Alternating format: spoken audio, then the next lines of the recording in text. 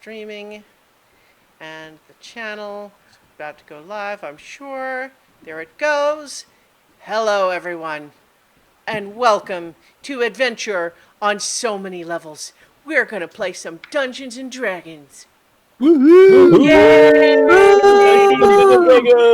Demons and darkness. Well, hopefully some nice things too, but we'll see, I guess.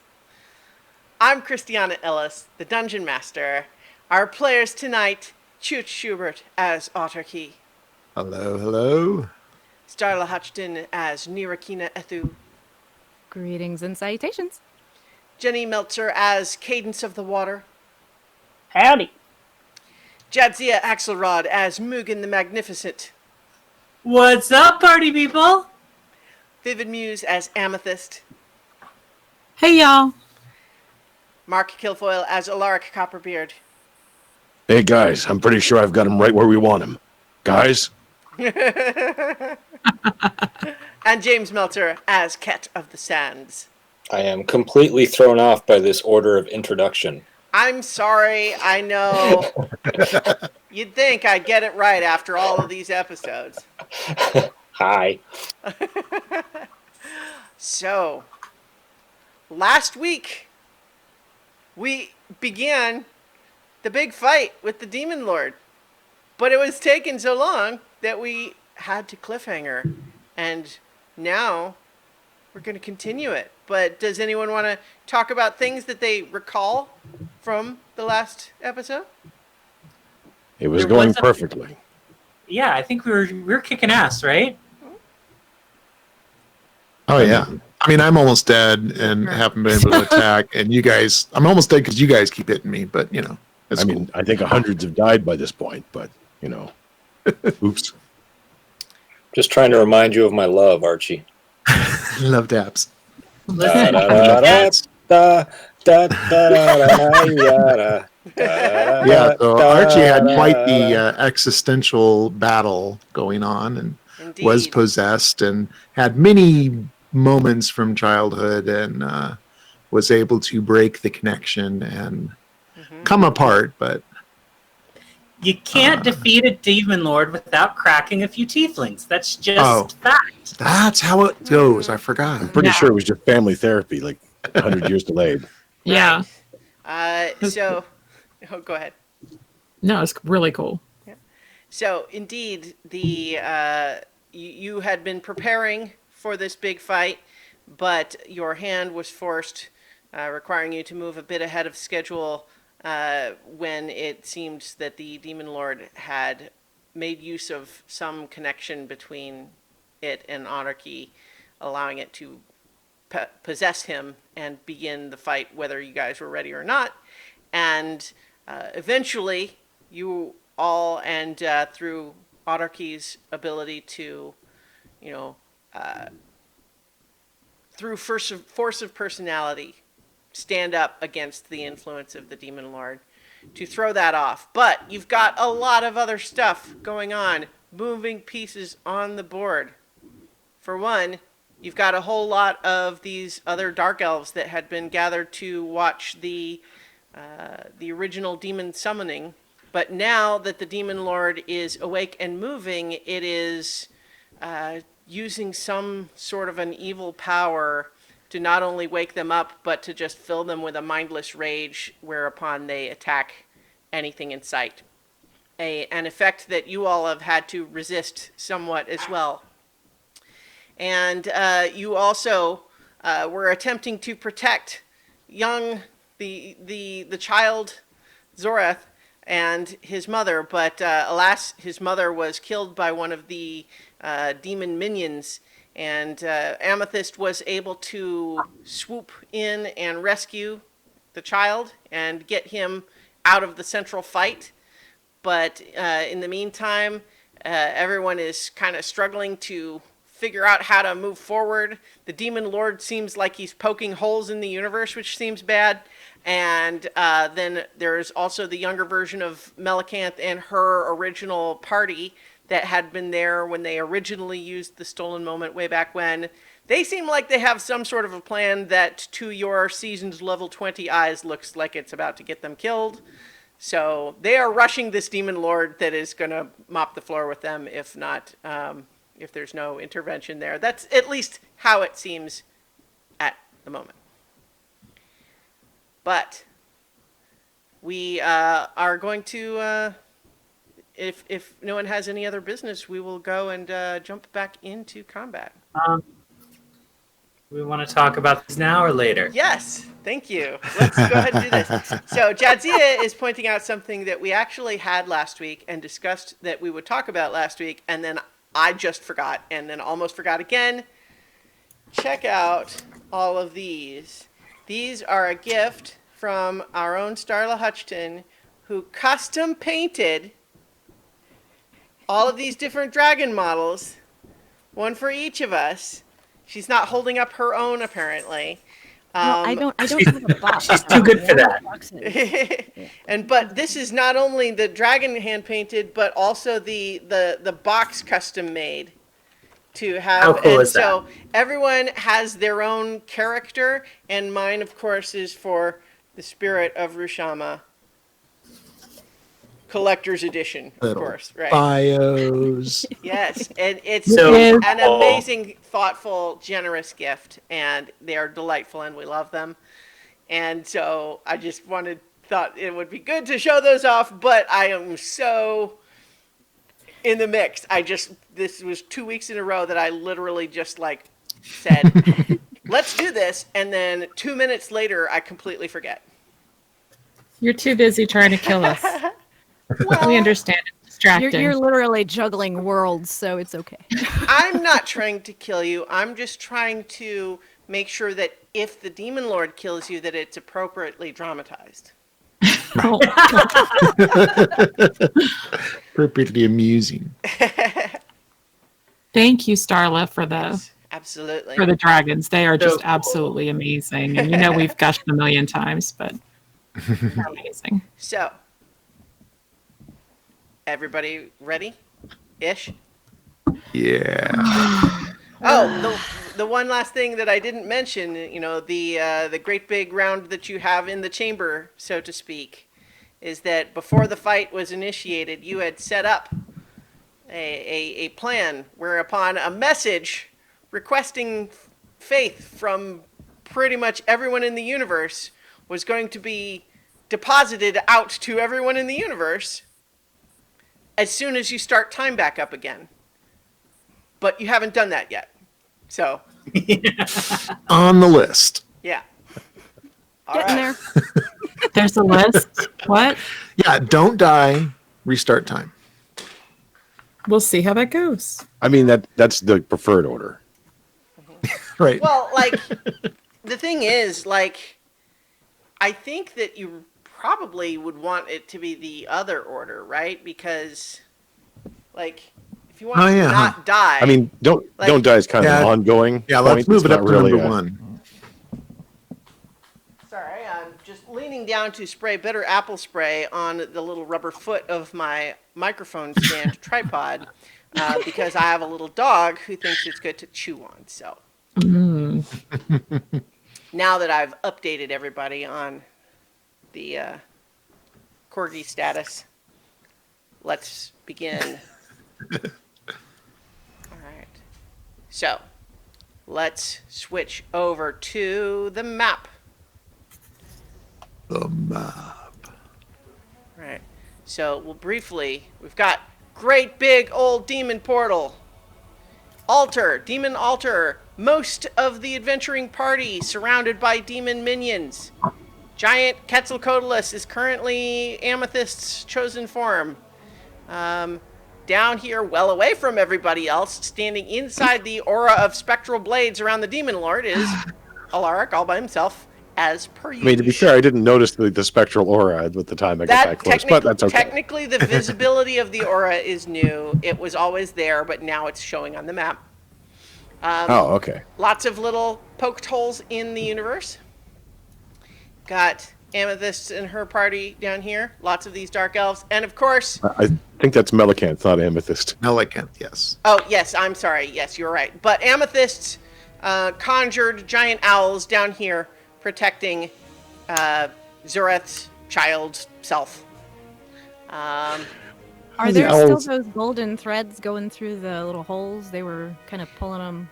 Yes, Oh, yeah. that is not showing on screen because they're kind of flickering in and out, but you did see them sort of flare into existence, and the holes all seem like they got briefly tugged a little bit toward the Demon Lord. And then this little branch right here is Amethyst's Healing Spirit Conjuration. All right. So, I believe we ended last time completing the combat round, which we are starting once again with Mugen up first. Righto. So that's where I am, and it's so hard to. This map is so dark. It's so hard to see everybody. I need to change my monitor, maybe. Yeah, I can get a little brighter. Oh, that helps. Okay, great. So there. And where's? You've got some demon lords or demon minions around you. Yeah. Where's looking Alaric in relation? Can we pull back? Down here. Oh yeah, I can make that, right? I can poof over? Yeah. If you're using your cape again, it's certainly well within the range of that. You are 75 feet away. Oh yeah. No problem. Let's do it. I'm gonna poof over next to Alaric and snatch grab him to where everyone else is. Okay. So, Alaric, I'm assuming that you would be cooperative of that, or no? I'm pretty sure it happens before I realize what I'm being cooperative with. But Oh yeah, at least it's, absolutely. This is complete blindside. Well, Just I monkey think paw you reaches need out to from make nowhere. a grapple check then, if it's by surprise, and He wouldn't there's be no resisting it announcement or once he sees what it communication. is. Because God forbid any of you actually share your plans with each other.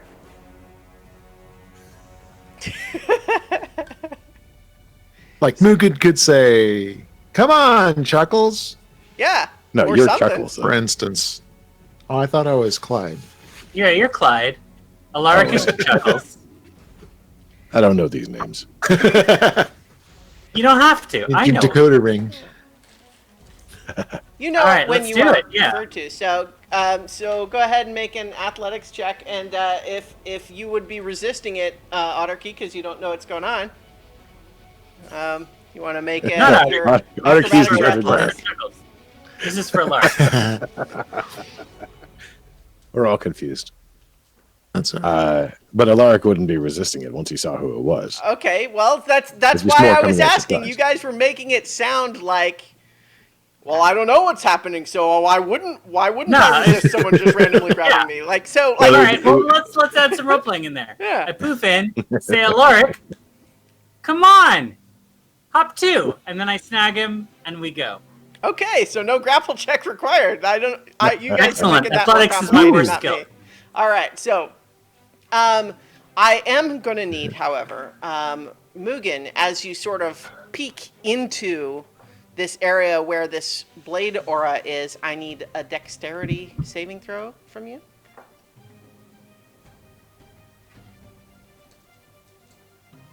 Sorry, my headphones just gave out. Oh, What no. was that? A dexterity saving throw from you, because you're peeking your head out into this area where a swirling aura of spectral weapons is all over the Uh-huh. place. Swirling. What do I have to do? Dexterity saving throw. Oh, no problem. Yeah.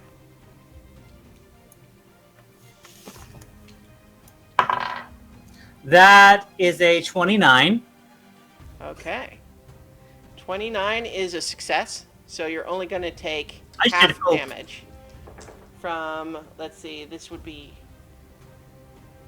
it would be 15, so you would only take 7. Nice.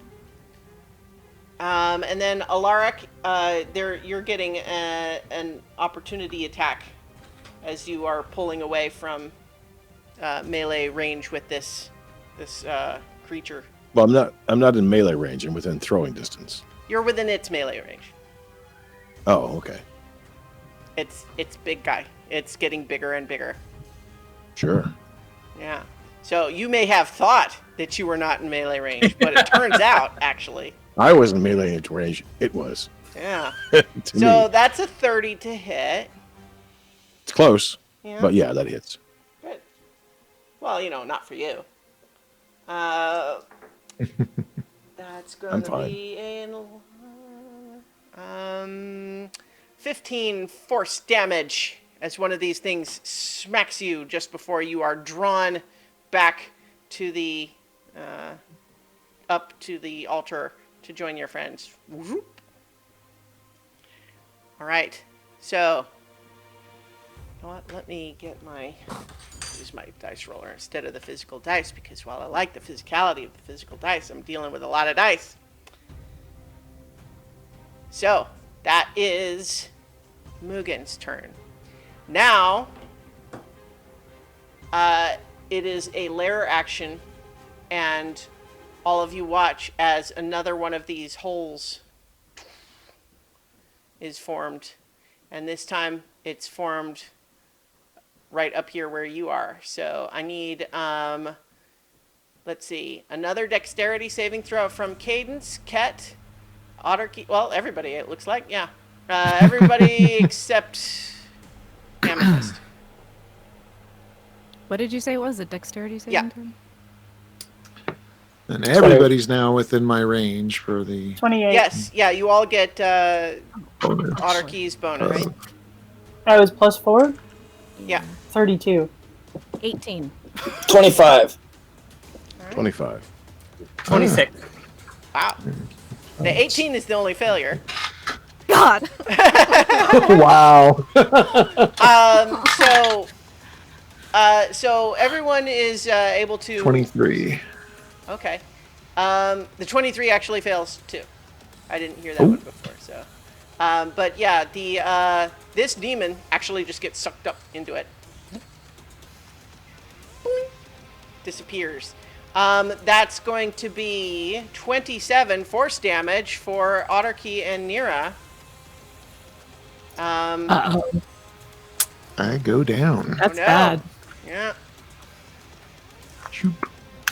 And so as Otterkey is starting to fall unconscious, all the rest of you see that his unconscious form is starting to get drawn into this little orb. Let's see, Nira, you're the one that's right there. How about a strength saving throw? Okay. Well, that was not great. So if he's unconscious, do we still get the +4 or no? I don't think your aura is active when you're unconscious. Am I right? Yeah, I don't think it is. So it shouldn't be. I don't think so. All right. Well, that's only a 10. A 10. Otterkey Yeah. disappears into the hole. Oh Whee! God. Ah, no. And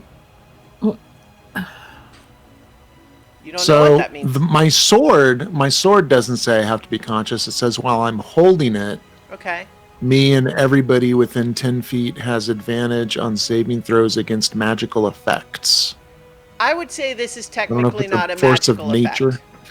You know, Right, It's nuanced, obviously, but it's not like Sure. a spell.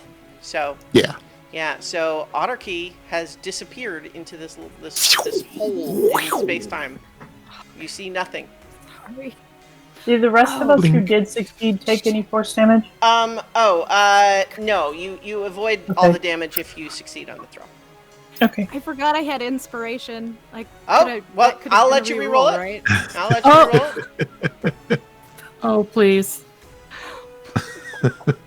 We only need one Alaric in this group. Okay. that was- Technically, I do it consciously. I Right. need tomato, tomato, conscious, so- unconscious. the +4 is an effect or is not? No, No. Okay. Well, that's only a 14 this time. I'm afraid it's still not high enough. Yeah. No. All right, so yeah, Otterkey off the board. Ket. I knew he shouldn't have bunched up. Man. Yeah, I you're up don't there. know. I'll just punch the guy in front of me with my hand. All right. What else am I supposed to do? Gosh, I don't know if you have any spells or anything. I don't know. Just Well, yeah, I know, but all right, that's a natural 1. All right.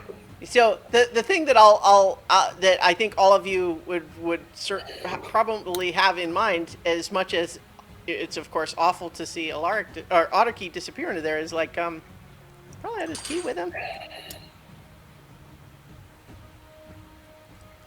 So a natural 1 for a punch is not going to help you very much, I think. Yeah, no, I figured. Yeah. Yeah. Mhm. All right. So All right. is that all you're doing? Yeah, that's it. Okay. All right. Otterkey, we're skipping your turn. Cadence. How far away am I from Melicant? I mean, a ways. Let's see. I can measure it.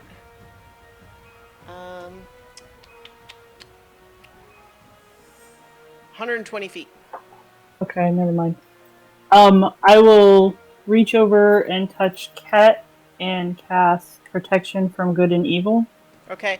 So you're kind of right now. You have a demon minion who's like, are you sort of like trying to shift around to get around behind him?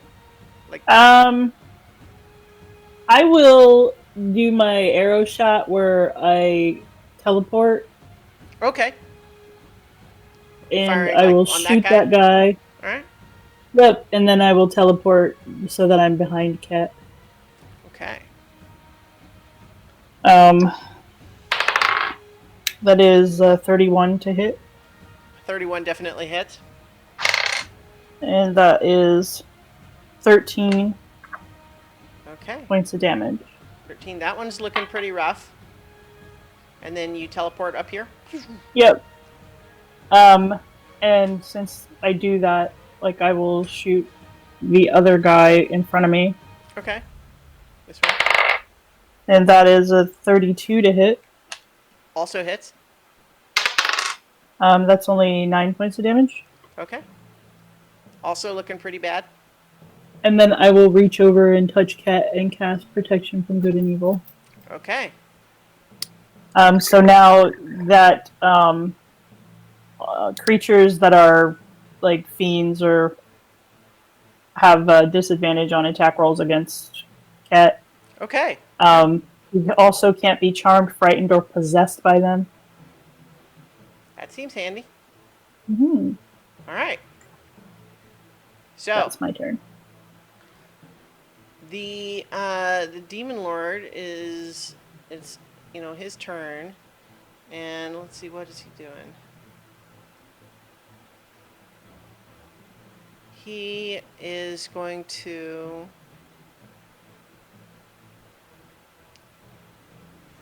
think he's gonna fly back.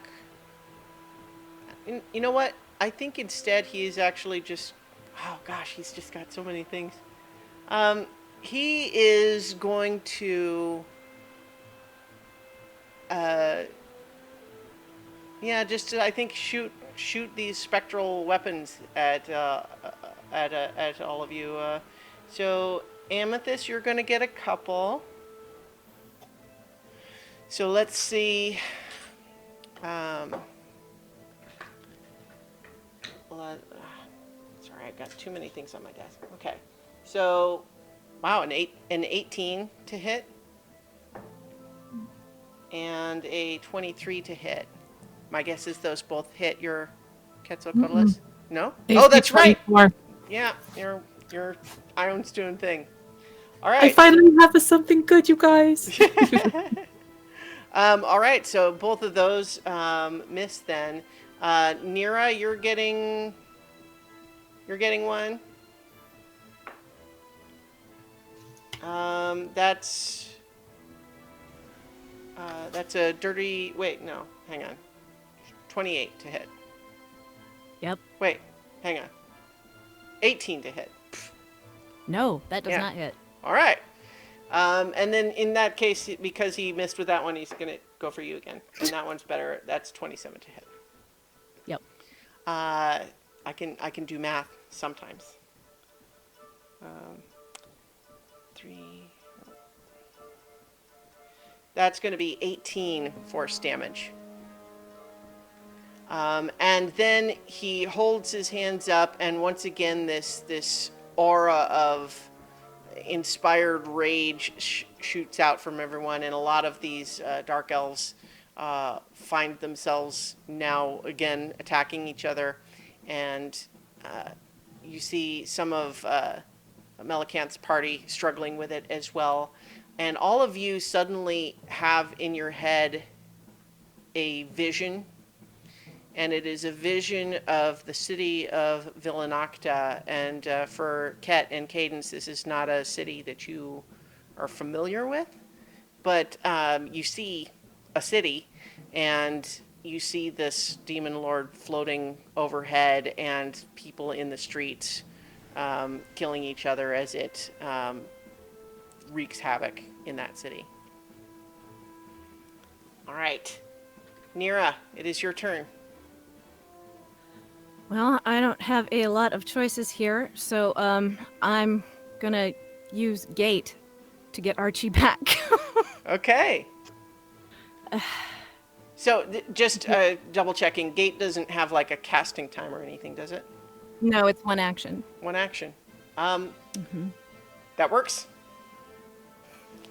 So Otterkey, you had a very terrifying moment where you felt like you were being, well, I guess never mind, you were unconscious. Actually, yeah, I'm still unconscious. Yeah. Yeah.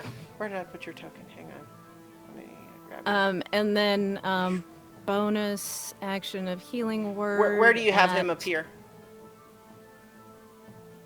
Huh? Where do you Oh, have him appear? Where's the gate? Yeah, right about there. Yeah. Okay. No, probably maybe a little bit further away. I don't want him getting dragged back in. So incidentally, right now, Mugen, Alaric, and Nira, if you don't move out of range of this thing on your turn, you're going to have to make another saving throw. Yeah. So, yeah, working on that. Mhm. But, yeah, I want him to be conscious to be able to move. So, Mhm.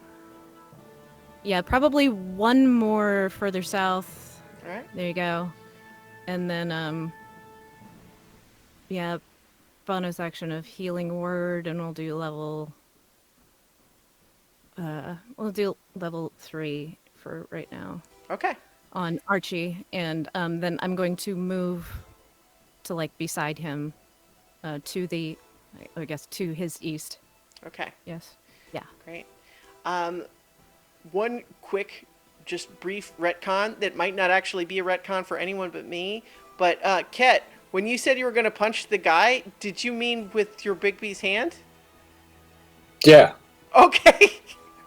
So my Totally reaction forgot about that. was partly because I thought you were just like doing nothing. Like, I'm just going to punch this guy who's right next to Oh, me. no, And like, no. so I didn't connect those dots. That's my fault. I mean, because you rolled a 1, it doesn't change anything, but presumably I know, your yeah. hand might have Yeah, gone no, up I'm here scared. or something. Yeah. Yeah.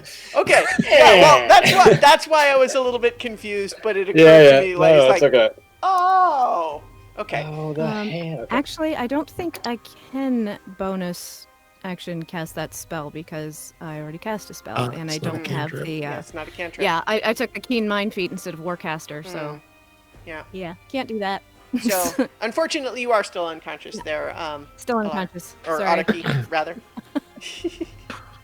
On my turn, though, I should have done a death saving throw, right? Well, Because you said, "Oh, we just skip your turn." yes. Yes. I think if they hadn't brought you back so quickly, we would have done a slightly different thing, but that's fine. Oh, gotcha. So, yeah, do go ahead and make it now, though. I mean, I don't have to, but You do. fail. All right. Okay. So that was Nira's turn. Alaric, your turn. You are, as I mentioned, going to have to move more than 10 feet from this thing, or else at the end of your turn you'll have to make another saving throw. Yeah.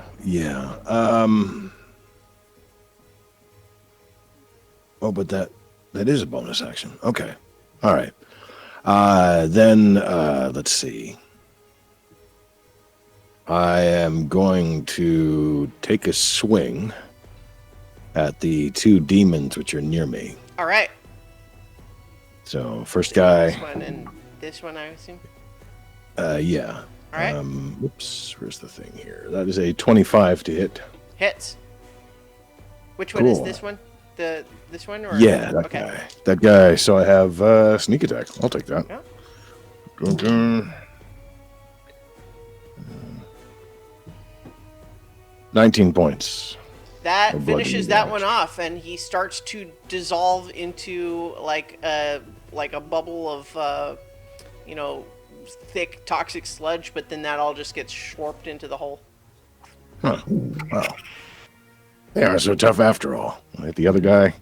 Well, that one had taken a that- bunch of hits already, but I haven't seen that. That's a dirty 20. okay. Dirty 20 does hit. Yeah.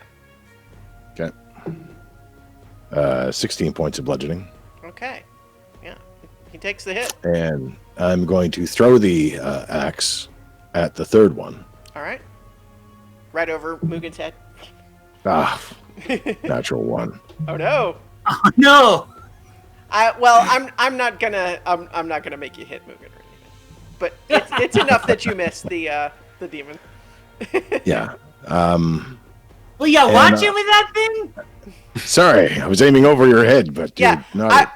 I'll say that like there's no damage, but Mugen, you do feel like the handle like whack your ear, and it like stings. It's like when someone flicks your ear. And I'm going to move pass through kind of Ket's area and Okay. move up towards the altar, just on the other side of Ket. I don't want to be that Okay. far away. All right. One thing that I'll point out that you notice as you're making your way up that direction and you kind of stand atop the altar is that if you look through that portal, you see that there are thousands more of these things, but they seem to still be time stopped. They're not moving. All right. But you also suspect that if you were to start time again, they would.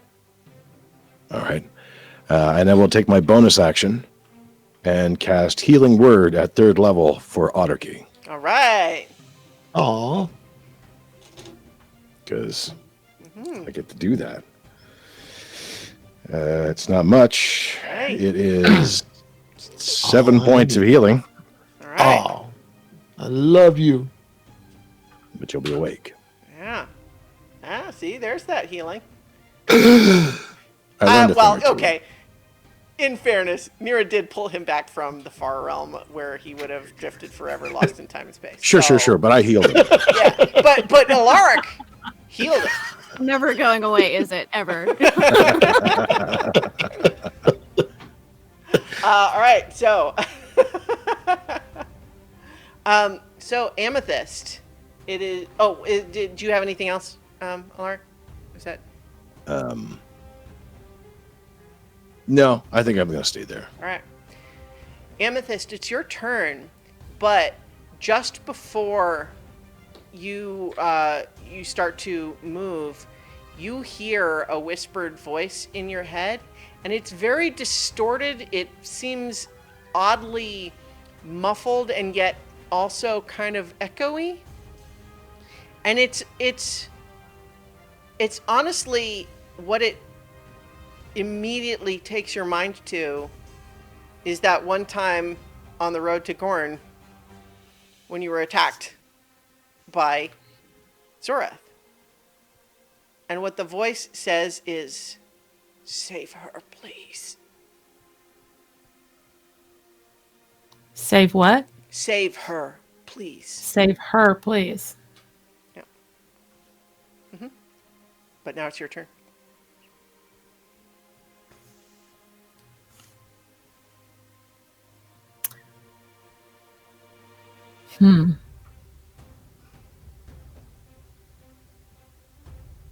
Well, Archie has 7 hit points, so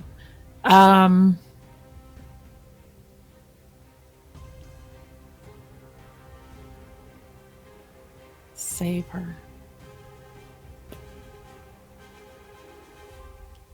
Stop laughing, Starla. I'm gonna fly over to Archie and Yeah, I'm going to stay up in the air, but I'm going to cast heal, All right. which is something. Oh, it's just 70. It's Yeah. a straight 70. I don't have to roll anything. How's Da da da da da da. I mean, I still healed him from not being dead. You so- did. That's 7 points, man. is. That's what reminded me. Oh yeah, Archie needs a heal. I totally forgot. I don't know if I can do anything else. Yeah. I don't know. Well, so can- where are you wanting to be as you're flying around? Because you have like a lot of movement speed to work with. Or do you want to kind of be here where you're sort of blocking line of sight from the Demon Lord, or Yeah, Okay. I'd rather kind of be blocking. Yeah, that's exactly perfect. Yeah, all right? Okay. a bonus action, anyways, at this point. So All right. no. Oh no, yeah, I can move my healing spirit thingy. Mhm.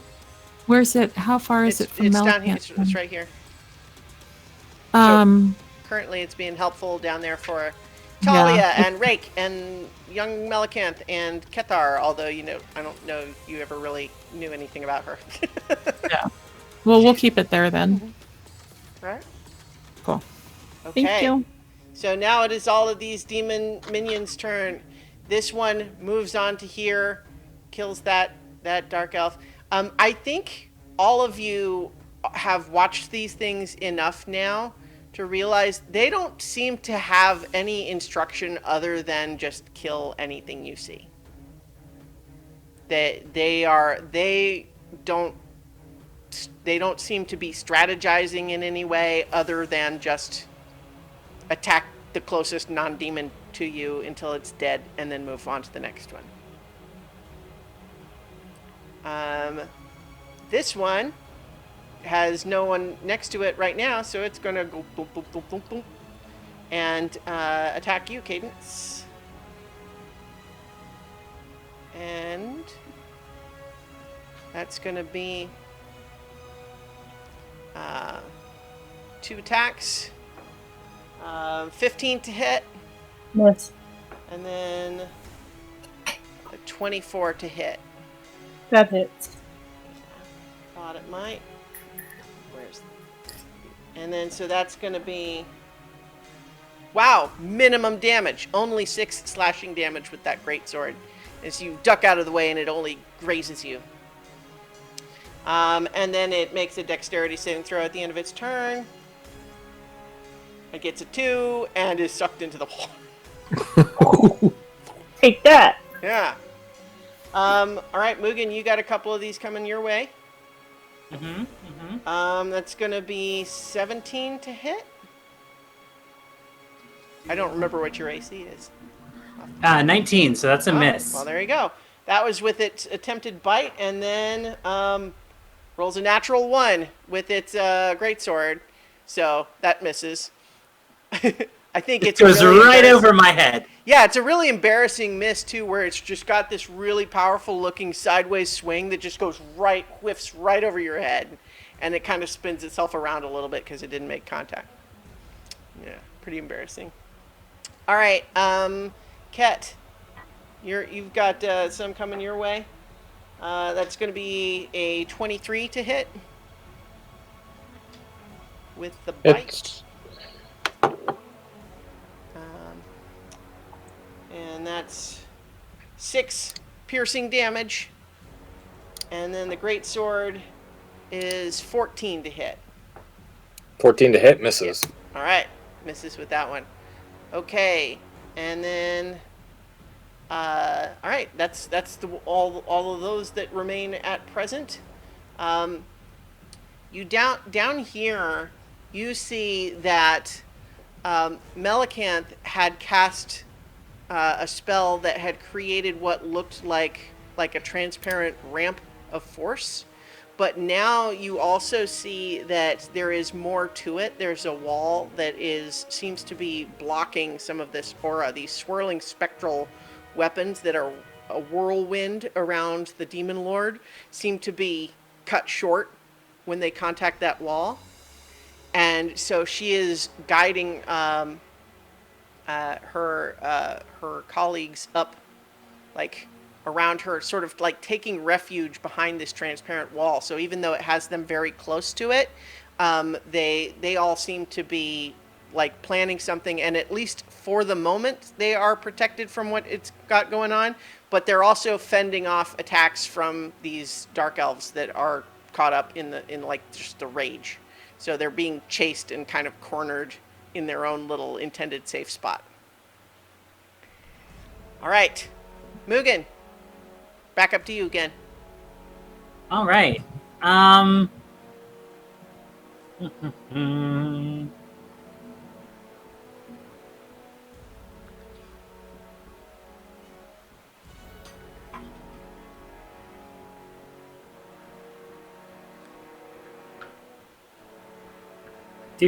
Do.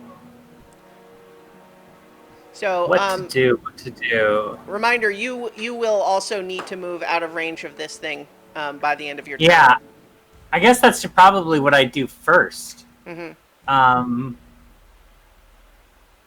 No, let me plop one on one of the demon guys. All right. That one right above me who could easily attack someone else. Yeah, Yep. that one. Mm-hmm. Let's give him an old 1-2 and then get out of there. All right. Let's see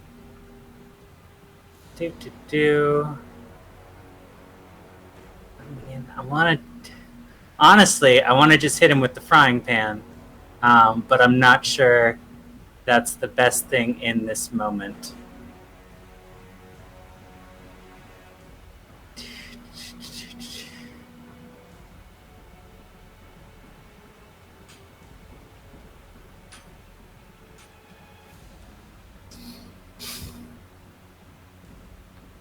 Has he been taking hits? How beat up does he look? That one is pretty beat up. All right, we'll just do it with the frying pan then. All right.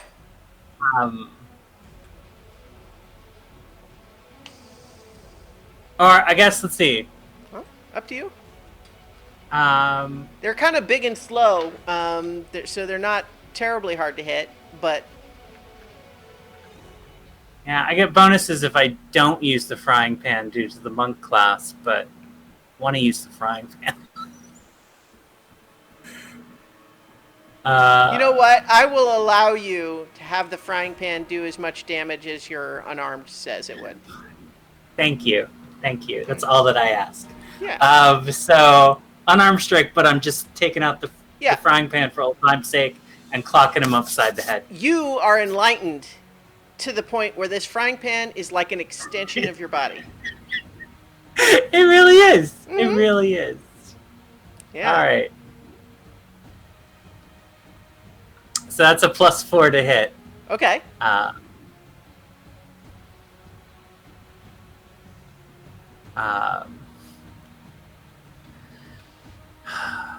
I'm waiting to hear what the results are. Yeah. Well, no. Listen. Yeah. I have not actually hit someone in this game in a long time. Yeah. I'm trying to remember how to do it. So, It's not my thing, if you remember Sure. correctly. Yeah, that's fine. If you could help me out Yeah. as So to... well, so it would be obviously a D20 is the primary roll, Oh, I got and- that far. and let me pull open your sheet. I guess it's my strength. It's a strength thing, which is my... Well, here, yeah. So, because you are with the monk class, you can use dexterity. Oh, great. So All right, much basically, I would say, yeah. So D20 plus your dexterity plus your proficiency. better. All right. Okay, so that's a 20. Okay, that hits. Very nice. Yeah. So I think yeah, you could one do it. frying pan right up the head. Uh-huh. And so the so your unarmed strike, strictly per your standard character sheet, would do 0 damage. But Sure. instead, what you are doing is roll 1d6 plus 4. All right. Great. Thank you. 1d6 plus 5. Even better. That's a 9. All right, you do 9. You bonk him for 9 damage. It is not enough to finish him off, but it does hurt him. Well, you He's know. gonna And have, what a satisfying he's gonna have ring. a bruise that's shaped like a frying pan. It felt good, and he spins the frying pan around his hand very dramatically, Yeah. and then poofs out with the cape to join Nira and Autarky. All right, like down here. Mm-hmm. All right. Okay, so it is now another layer action, which means we got another one of these holes being formed, and you hear the the energy in the room, in this cavern, starts to feel again like everything did before Ket's wish, before everything was restabilized. You feel that there is space in this locality, at least, is breaking down again. And this new hole appears right here. So guess who gets to make another saving throw? Dang. So that would Well. be Alaric, Ket, and Cadence. Was that a dexterity? Yes.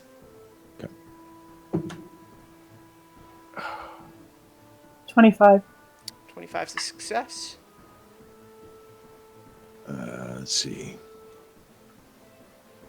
14. 14's not a success. I am indomitable, so I will try again. Okay. Natural 20.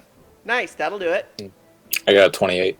28 also a success. So none of you take damage, but you will have to move away from this thing or else risk, its horrible vacuum. All right. Kind of sucks. Yeah, it does. It sucks so hard. All right. That makes it your turn, Ket. All right. That portal below us, is that like coming towards us? It's not moving. It's not moving. Okay. No. They did all I'm going- briefly move, but that hasn't happened again yet. Okay. I'm gonna grab Cadence and Dimension Door beneath Mugen. Okay. Or no, not beneath Mugen. Just to the right of Mugen. Like, Yeah. all right. Why Sorry, did I Alaric. bother moving? I was closer before. I know. Oh, no! Yeah. And then I realized that Bigby's hand I can use as a bonus action, not my full action. So Oh. as my bonus action, I'll try and punch that dude again. Okay. And that is a 13, 23, 24 to hit. That hits for sure. All right, and that is going to be this handy D&D dice roller on D&D Beyond is a 19 points of force damage. You punch that thing right into the hole. Phew! Demon go down the hole. There's a Tiny Toons Adventures reference for everybody. All right, so good job, Ket. Autarky, you are awake again. You're still prone, but you're All right. healed. So I'll definitely use my movement to stand up. As I do so, I can do a bonus action to do 50 points of my pool, lay on hands pool, to do a bit more healing. And I'll say, so how do we pull the pin? I'll like grab my key. Do we touch them together or click my heels? As you hold up the key, you see that strange panel with the 7 keyholes appear in front of you. I guess there's your answer. I'll stick my key in. All right. Do a keyhole. Okay. Cadence. I whip out my key and I plug it into a hole. All right. And now it's the Demon Lord's turn.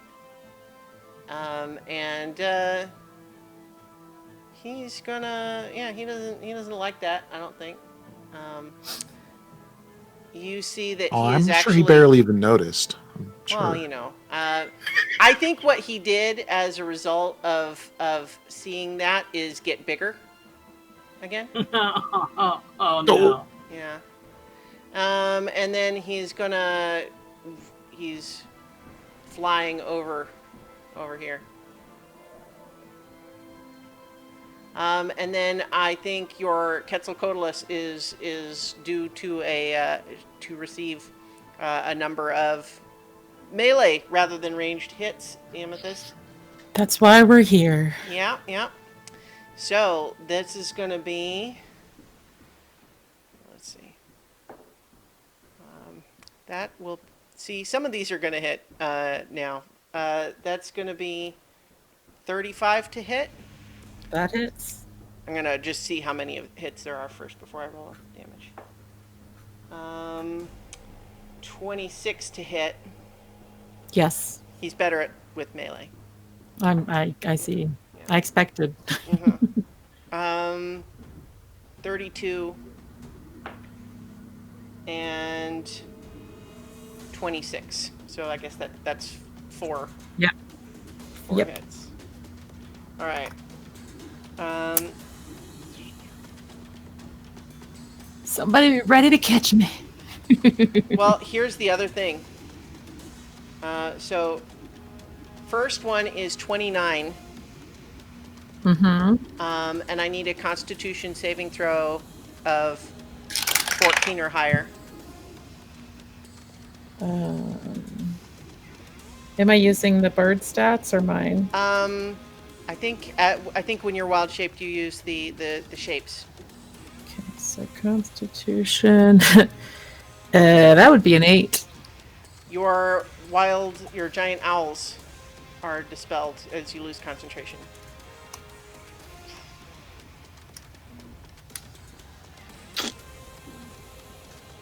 And Oh wait, they I absorb. am a warcaster, so I have advantage. Okay. Something, Want to roll it again?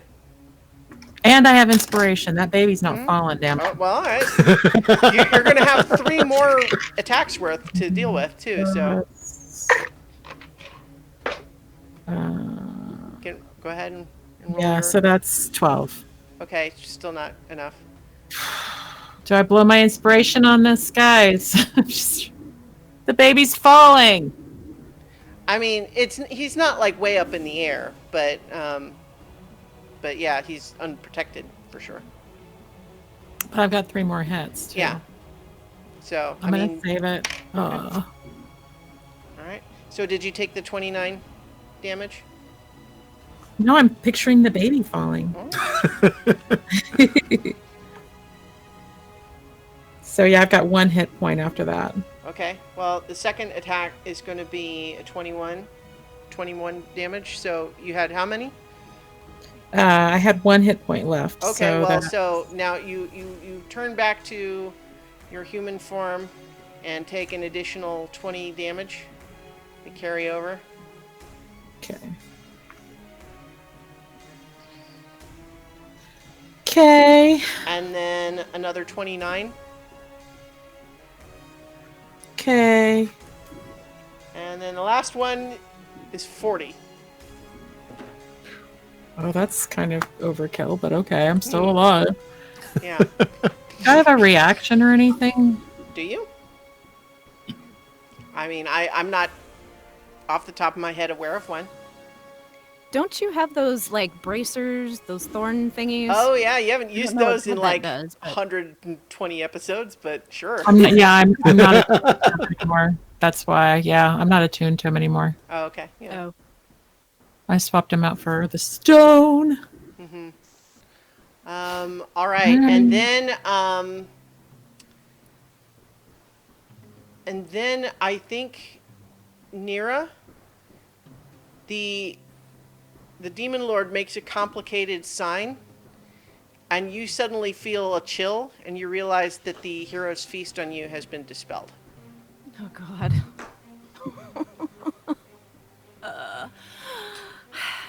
All right, Nira, it's your turn.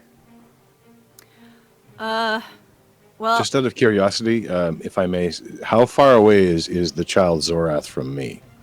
Quite a ways. He is Probably all down the way the down bottom. here at the bottom of the map. So let's see. Okay, Okay, it looks like over 100 feet. Oh yes, well over 100 feet, almost 200 okay. feet. And Amethyst from me? Amethyst is much closer.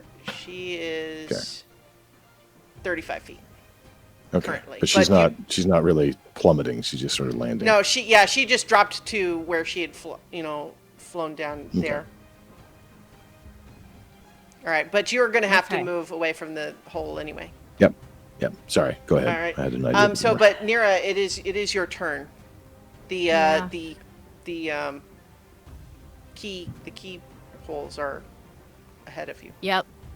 I gotta do that because like I gotta. I have other things I could do, but that's gonna, yeah, okay. And also I have a question about. No, because I didn't. So I'm not gonna do that because Amethyst was the one that got the whisper, not me. So I'm going to cast Healing Word on myself. Okay. Because I'm hurting. And I'm gonna do it at level.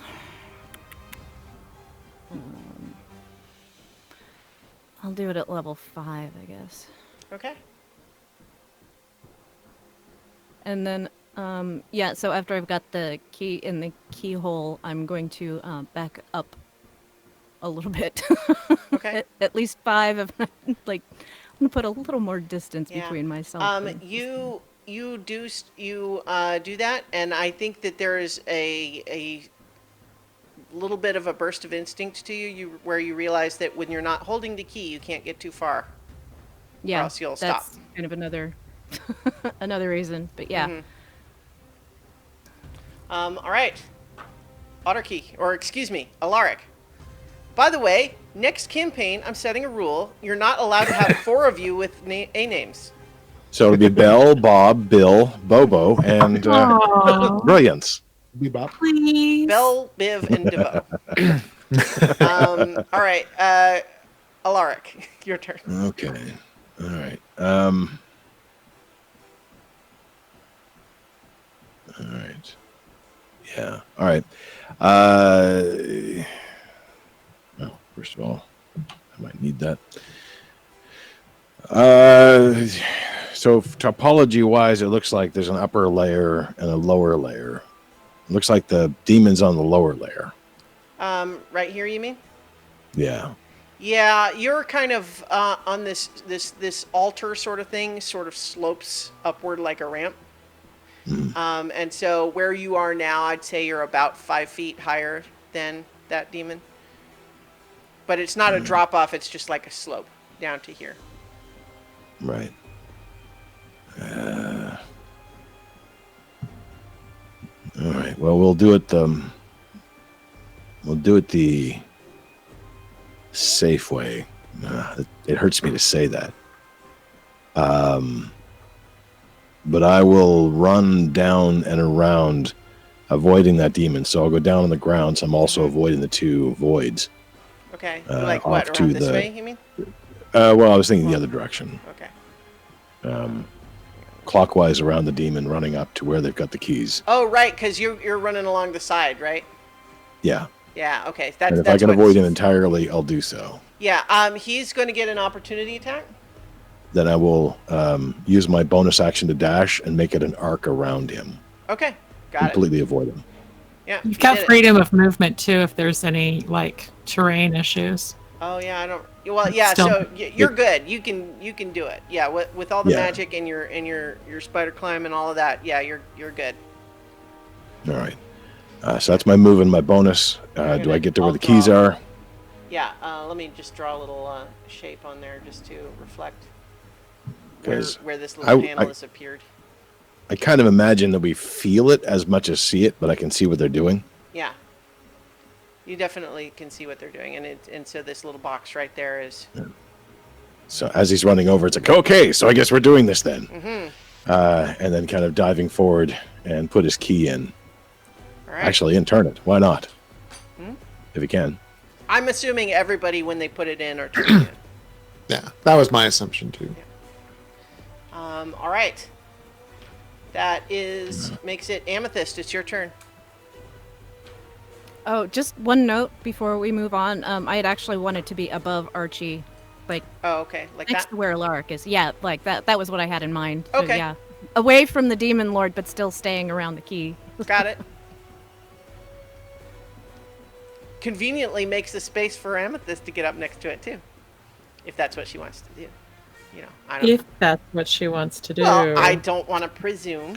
It's her There are holes character. to dive through, so Yeah. Oh, my stars. You might just be so mad at the demon lord that you just decide to go hit him with your staff. Who knows? I'm just Who saying. knows? Yeah. It could happen. So Amethyst is gonna run over and put her key in, and she's Alright. not gonna hit the demon lord. Okay. And does that count as my action I've been playing it a little bit loose. I would say it can be your action or a bonus action. or a bonus action? Because I was going to bonus action into my wild shape, so regardless of how I try to phrase it, that's still going to Yeah. work out that's going to be. No, you're good. that's- So you can Yeah. definitely turn the key and then wild shape. What are you going to turn back into? Or are you going to be a Quetzalcoatlus again or something else? I'm gonna. Not a lot of hit points there. I'm gonna go trying to see which is bigger, a mammoth or a brachiosaurus, and it seems a brachiosaurus. Well, I have both of those tokens, so Ooh, could I be? Oh, brachiosaurus is gargantuan, so that seems bigger than huge. well, it is bigger than huge. So that's Yeah. it is literally the category size one above huge. It So I'm basically medium, trying to large, build a. huge gargantuan. I'm just going to be a wall between everybody and the demon lord as Okay. a brachiosaurus. Brachiosaurus. Hmm. Boom. All right, that's the time your brief size of Yeah. Brachiosaurus before you start getting bigger. So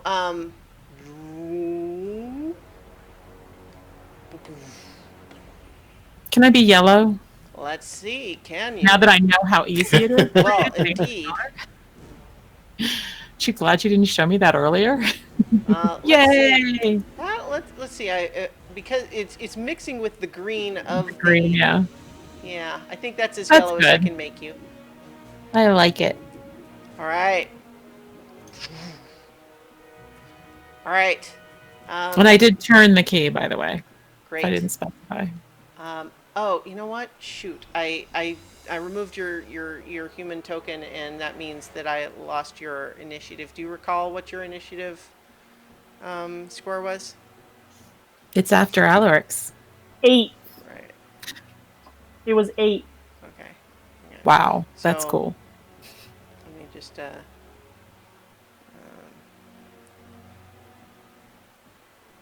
that just tucked out of the way there. And then 8. Ah. I can't type when I don't look at the. There we go. All right. So it is the demon, the Tanaruk's turn. One of them is going to attack the tip of your Brachiosaurus tail, Amethyst. It goes hiya with its For bite. Chooch, I'll say, just the tip? 22 to hit, which I think we established is not what your fancy Ioun stone does. Correct. And then, wow,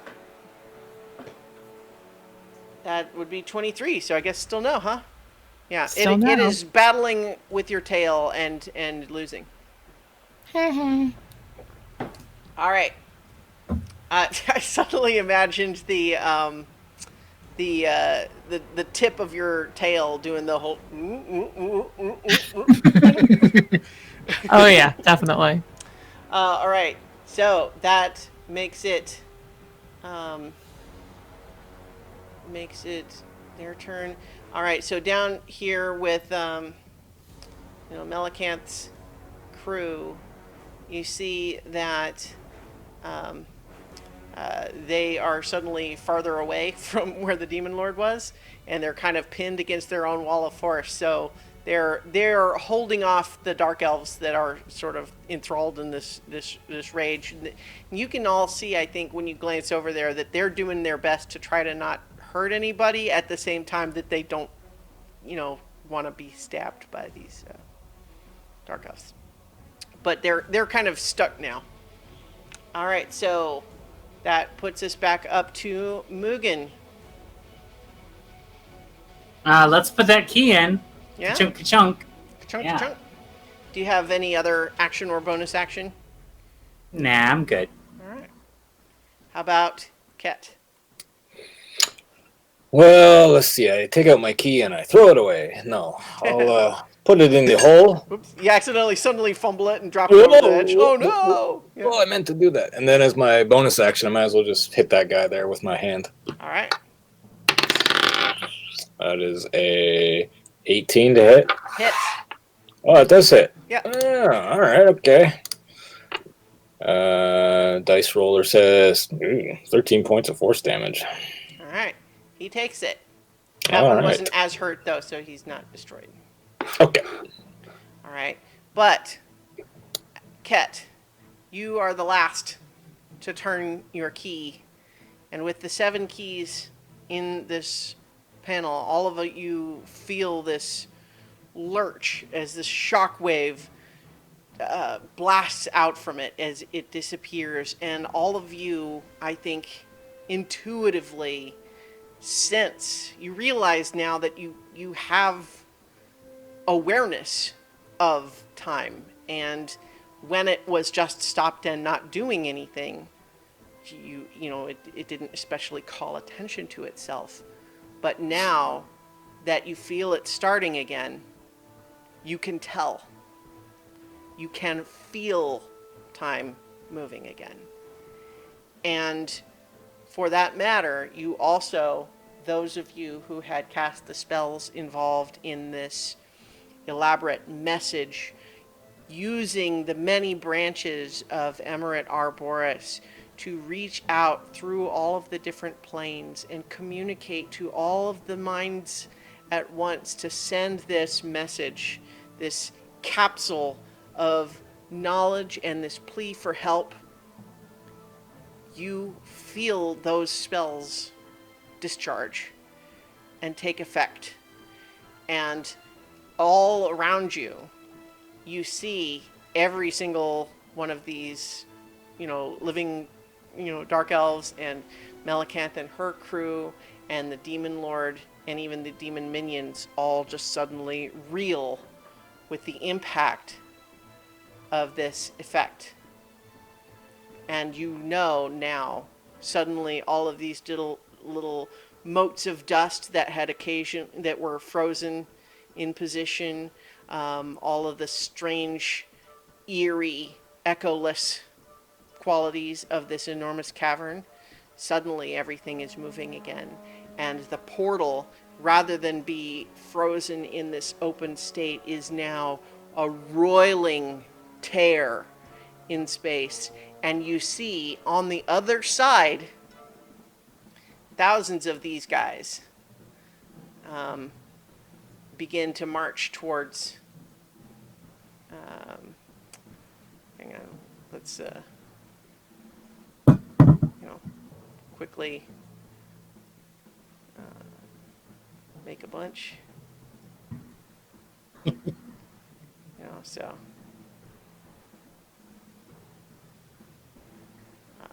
So there's lots of them, and they're all starting to make their way towards the portal from the other side.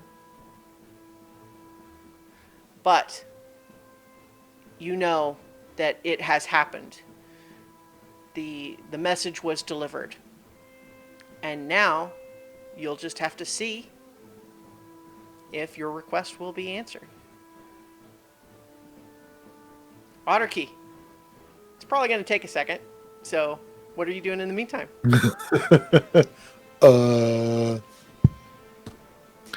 So You're up on this ledge here. Amethyst is probably standing on the ledge below, but you see just the neck of this Brachiosaurus form rising up over the ledge. Where is the next? I mean, seems like the next threat's going to be him. So,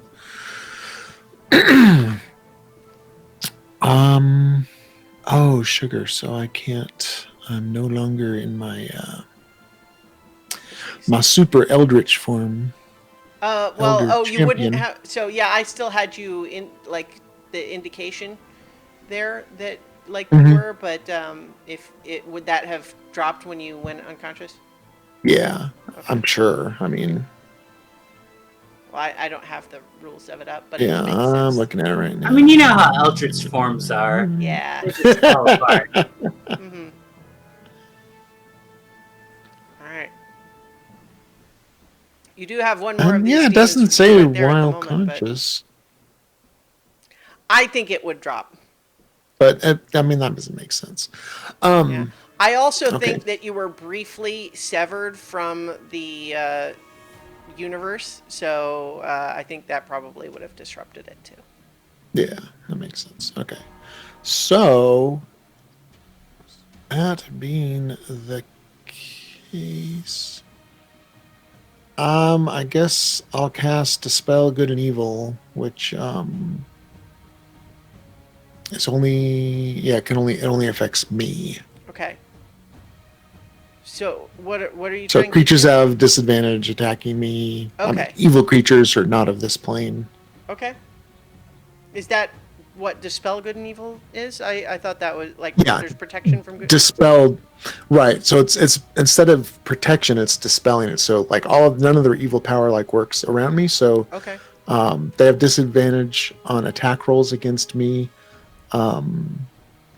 Okay. And I can end enchantments, like if they're enchanting people, I can do that as a bonus action. Okay. So you do that. I will add a little yellow circle to your token to indicate that that's happening. I think Alaric has a yeah. similar thing, right? A protection from good and evil. Yeah. All right. So that's your turn. Cadence, you're That's up. all I can do. Cat has protection from good and evil. Oh, okay. Yeah, I don't think I have anything. I have freedom of movement. Right. You can have a green circle then instead. All right. I'm going to duck down and fire 2 arrows at the Demon Lord through Amethyst's giant legs. Nice. The first one is a 21. A 21 misses. It is Okay. deflected Good. by one of these swirling spectral weapons. The second one is a 32. That hits. No, 31. Well, still. Ooh, nice. That is 17 points of damage.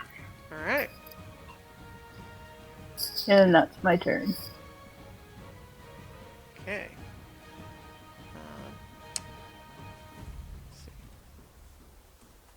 Okay.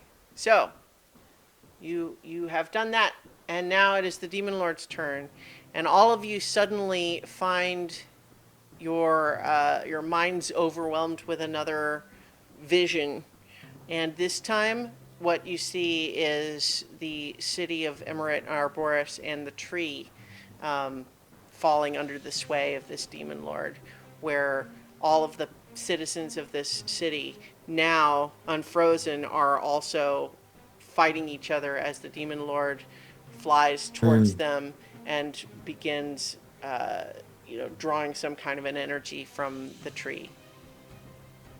And you all are hearing in your head it just saying, "Free at last." And but it's also gonna fight you some. So you've made yourself a big target, Amethyst, and so let's not say that this Multilost wouldn't indulge your obvious desire 4 more I hits just, with swords. I'm screaming for attention at this yeah, rate. obviously. Love me, love me. Yeah. So let's go ahead and see how you do with dirty 20 to hit, which we It misses. How about a 34 to hit That hits. and a 35 to hit Hmm. and a 30 to hit? Yes. All right, so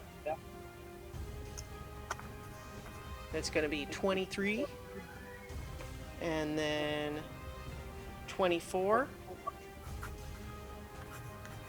and then 29. So, give me a second. That's kind of high numbers. 76. 76. But not So- trombones. 69 hit points left. Carving up that Brachiosaurus. Trying. I'm still standing. I'm going to try to make some Bronto burgers. Mm-mm, no. Yeah. We're too tough. You don't want that. Wow. Not delicious. All right. So, Nira, it's your turn, and just as you're getting ready to take whatever action you might have taken, you hear a voice in your head, and Alaric, you actually hear it too. And it's again, it feels simultaneously like muffled and echoey, like it is coming to you from somewhere across the plains. But this time it's Melicanth's voice, and she says, "The scales are out of balance. They were tilted one way and now the other. You have to put it back." But now it's your turn. Okay. So, I want to do something about that portal, but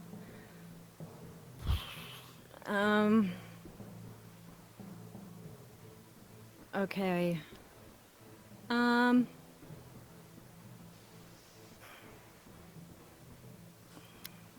Yeah, the only thing that I can really think of, and I was looking at the spell,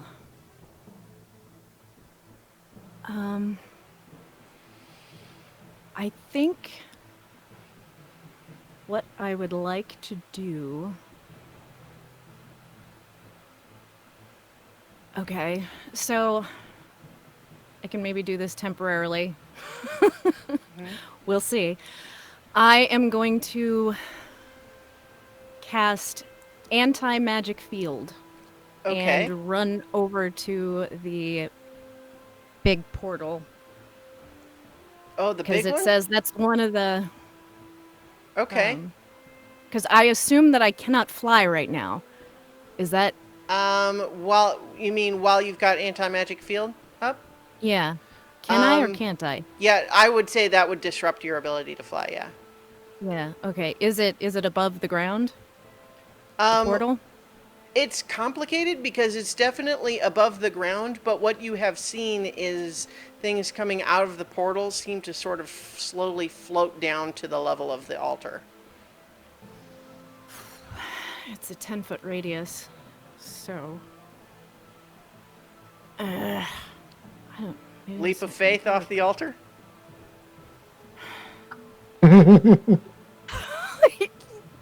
Well, I don't know that, but I don't want to like die like that though.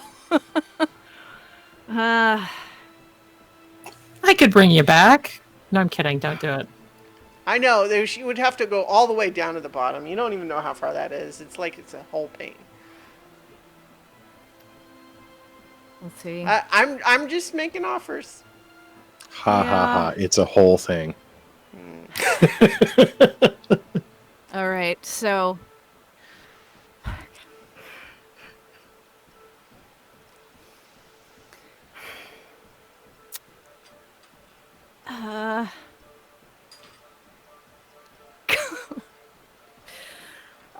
Do I pull an Alaric? Do I do it?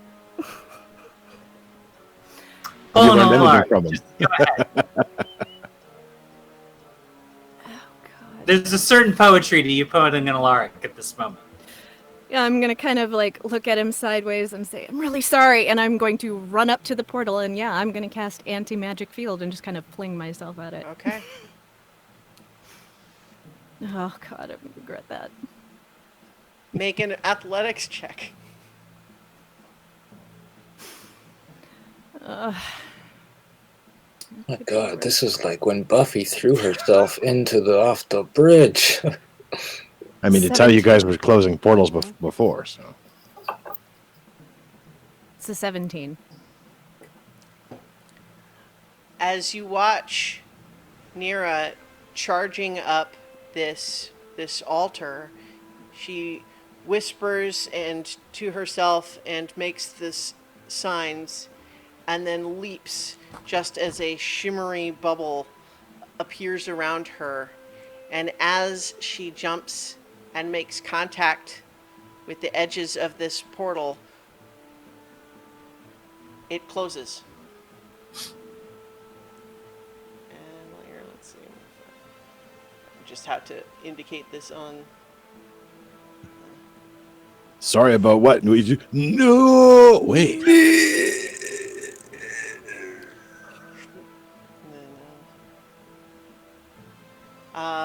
And so the portal closes, leaving all of the other demons on the other side. And Nira is falling. How far away is she from me? Well, if you right now, you I'd could only definitely do be watching something with her. a reaction. I have a reaction. She's She's 40 within 60 away. feet? She's 40 feet away. Featherfall. All right. Featherfall. Okay. Nira, you found yourself. You had closed this portal, and suddenly all is dark because this source of light was gone. Crap. What? Crap. That doesn't work. No? I tried anyway, but it doesn't work. She's got a She's in- magic field. Yeah. And Nira plummets out of sight into the darkness.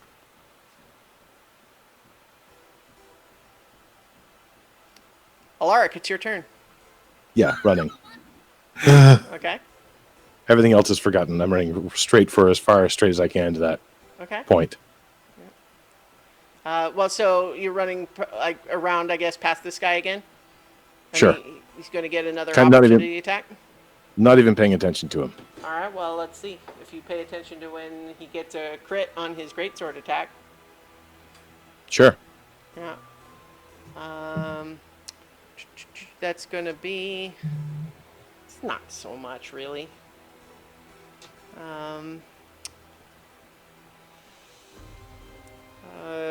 21 slashing damage. No problem. All right. So you run up there and what? Do I see her? No. She has fallen out of view of your dark vision, but you also can't see the bottom. I dive after her. All right.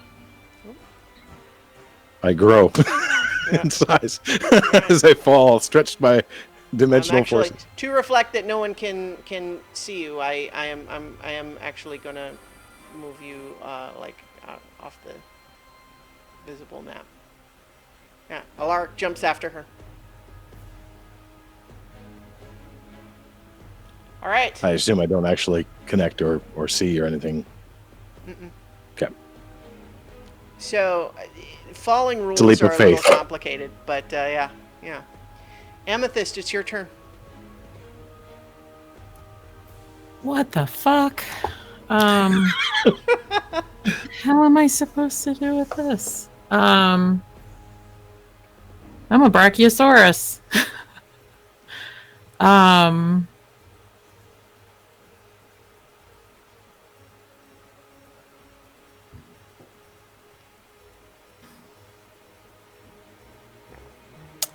So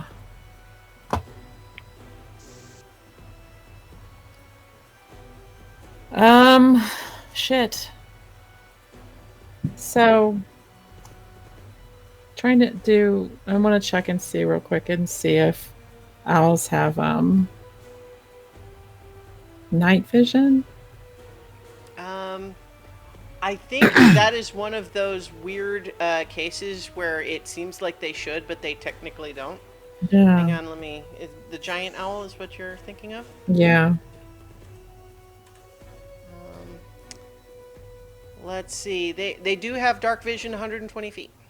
Cool. Okay, so I'm gonna summon 4 giant owls to go down after them All right. and to bring their asses back up when they find them. So, how far away from you can you summon them, and then how fast can they move? Oh, like you'll have to roll initiative for them, right? Okay. Actually, I want to send one towards Zorath too. Okay. So where are you casting them, and so where do they appear, and then roll initiative for them? Okay.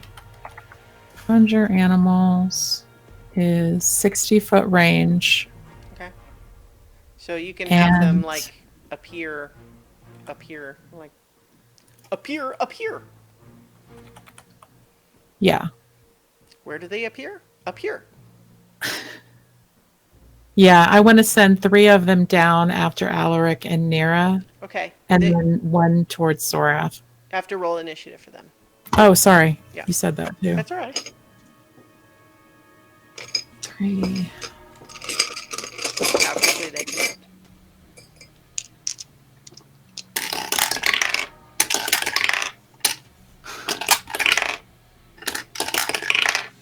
One, 2 4s, and an 11.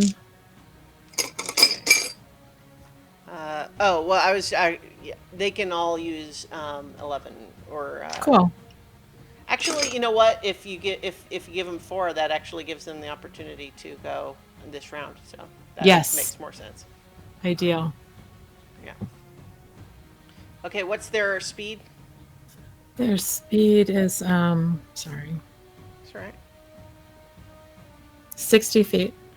Okay, so the 3 of them that are pursuing are dive bombing down, presumably using dash, right? And then this one is gonna do its dash towards.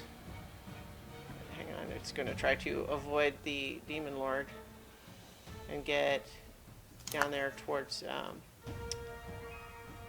to protect little Zorath. Down there. All right. And then then it is the demon minions on this turn. This one I think is going to actually attack Bigby's hand. It can take attacks, right? Like it can be attacked, I think. Yeah, so that's what it's doing. That's going to be a 13 to hit. Misses. And then that won't do it either. 12 to hit. Nope, That's misses. ineffective. This one is still attacking Brachiosaurus. Oh, got a crit for the bite, and then a 17 for the other. So for the bite, it's going to be 13 piercing damage to. Oops. Well, we'll remind Viv when she's back in her chair. All right. That is, and then all of the thousands of other ones bonk their noses on the closed portal.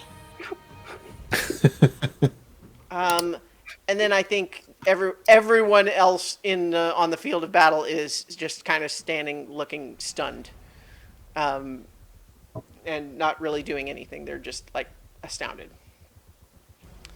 All right, Mugen, it's your turn. So it is. Mm-hmm. Oh man. Viv, you took 13 damage from the demon minion when you were out of your. Oh, turn. okay. Yeah. Sorry, the Brachiosaurus had to tinkle really bad. No, hey, 13, you said? 13. Yes. Okay. I mean, I don't even know. Like, this is not a situation that plays to Mugen's strengths. Hmm. Like this is to any of our strengths, to be honest. Well, all right, fair. But you guys already dove off the cliff. I don't want to be a copycat. Everybody's doing it. No. I mean, Mugen's a lot more clever than I am, so. If you're adventuring, Yeah, with he's not gonna companions go jumped diving off the a cliff would up you do here. that too? Yeah. It's a new trend. It's As it's much trending. as much Hashtag as off he the likes cliff. tits.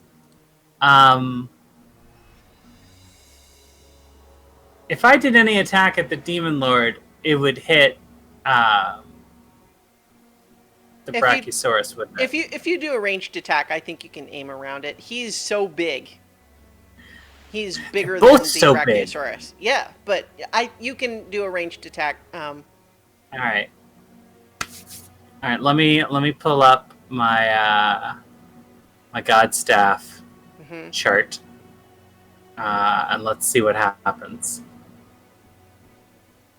When in doubt, invoke the powers of God. That is my philosophy. Should have had this up before. Because it's not loading Aw. now. Come on.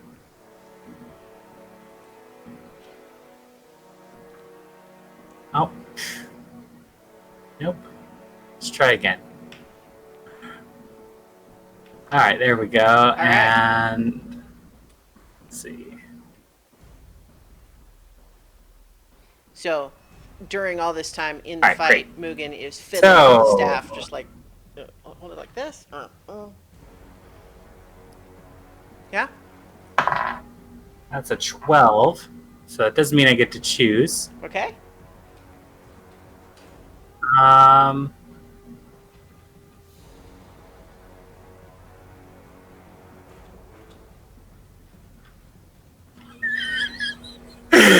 Oh. This is the big one. You might as I well. want to use choose one whatever- of the goofy ones just to goof around, but no, this is serious. We are. Mhm. My headphones went It's out pretty again. All right. serious. Serious. Can't just give the Demon Lord a fake beard for shits and giggles. I have to. Side- And we're all really Look at sad this about face. it too. This face, I don't know. I don't think like a beard is not. It's just not his look. A beard can only make it look better. Right. Also, you don't have a fake beard to put on that token, so I could draw one. like I'm thinking about you. Oh well. I appreciate it. I would say he's Mugen should really do big. what he wants. Let's try.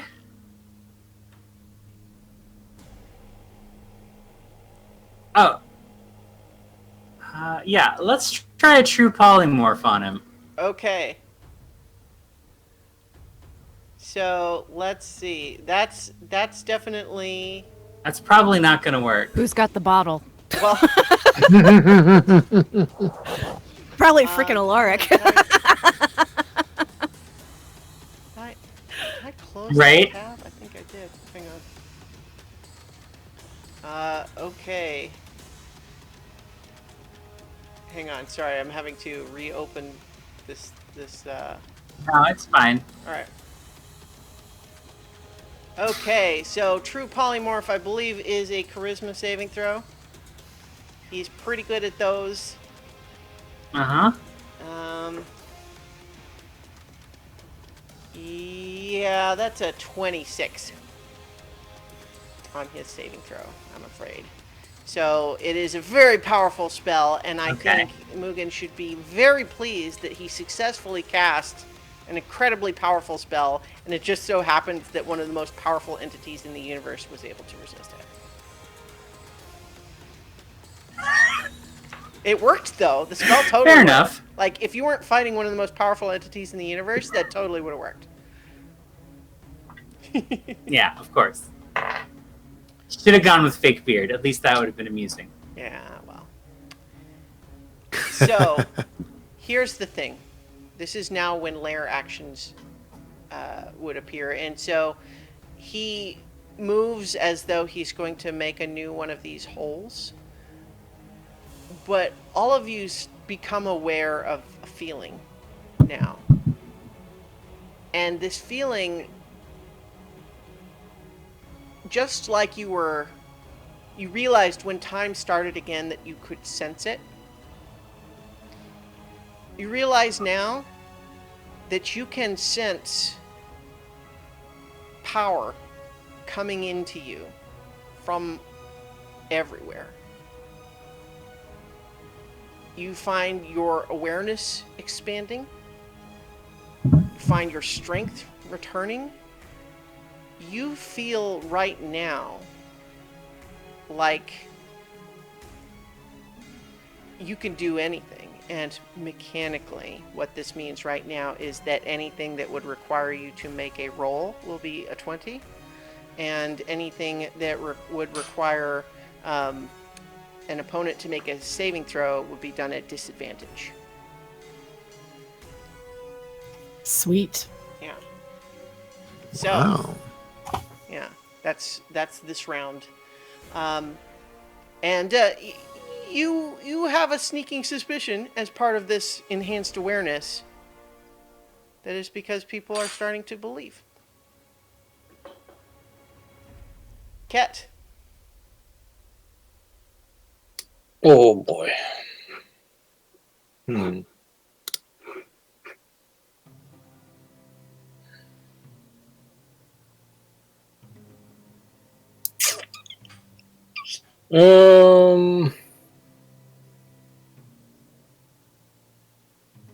I will. I don't know what I can do. I don't have much in the way of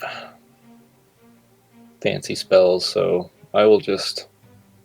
I want to try and save my 9th level spells. So I will just cast. So just as a point of order, save them for what? Well, I only have one 9th level spell slot, I'm so just I want to saying make sure. that I want to this- make sure that I use it correctly because I have a couple of 9th level spells that could, really work pretty good. So That is your prerogative. I would just encourage you to think as this is the time to pull out the big guns. all right, I'll cast Finger of Death on right. the Demon Lord. Okay. Yes. Yeah, that's a Constitution save at Constitution disadvantage. save, and it will make it with disadvantage. Mm-hmm. Yeah, that's still a pretty good save. All right, so Yeah, he'll so take that's- half. Yeah, 29. He'll take half of 67. Okay, he does. Yeah. And you see this bolt of necrotic energy strike him in the chest, and although he girds himself against it, you see that it creates this patch of sort of pale, dried out, cracked looking flesh, and some of the weapons that form like this sort of patchwork armor around him seem to rust and fall away. All right. Otterkey. Otterkey is going to cast Ice Storm. Okay. 300-foot range, so, he's going to just center it on that demon mass. Sure. Well, no, not center it. Wait, because what is the radius? Well, I 20 foot. Okay. Yeah. So, So I mean, you can certainly have it on him and none of your friends if that's what you're. right. going Which for. is a dexterity saving throw. Let's see. I think. Shoot. I just got a whole bunch of like different magical spell effects, and I don't have an ice storm. I have an ice blast that is not going to be the same thing. All right. So this is a. Let's see.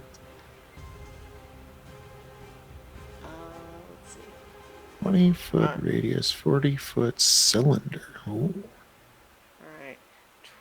So let's see. 20-foot radius is going to be like that. So does he make another saving throw there? Right. Dexterity versus 19. Okay. Dexterity is not one of his special ones, but it's still a +4. But it's at disadvantage. Oh, natural 1. Ooh. So would have been a 5. Still fails for sure. Nice. So, So what are the the damages? Combined, so it's hailstones storm the area, pummeling the terrain, and it takes a 15 points of bludgeoning and 13 points of cold damage. All right. You see it looking around in frustration as it is pelted with these gigantic hailstones. You get the feeling that it perhaps doesn't, it can shrug off the cold, but these magical hailstones coming from all directions are definitely having their effect on it, and it's distracted by that. It uses a legendary action to dispel the ice storm, but it did take that damage. Gotcha. Right on. All right. Cadence.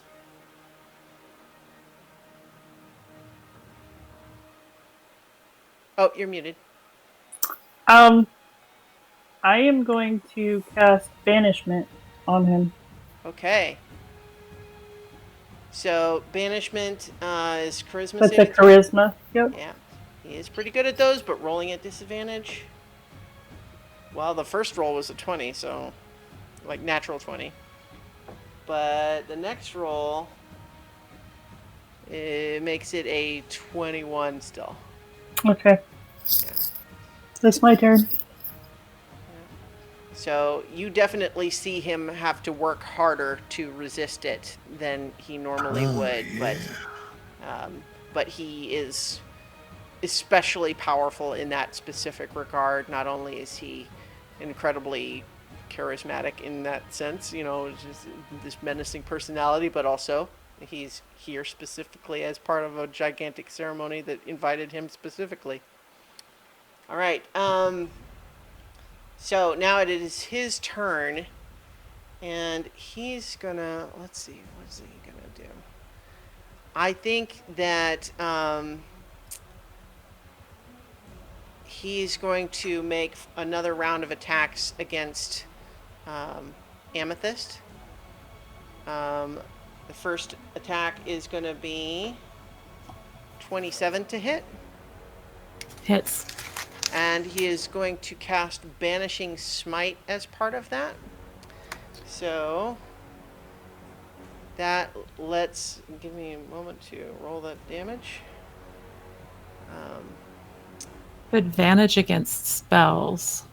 It is technically a spell, so let me give you the saving throw in just a second. Okay.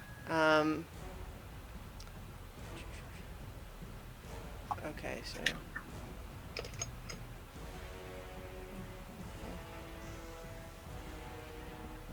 so the damage from the attack is 25, but then the added damage from the spell, let's see.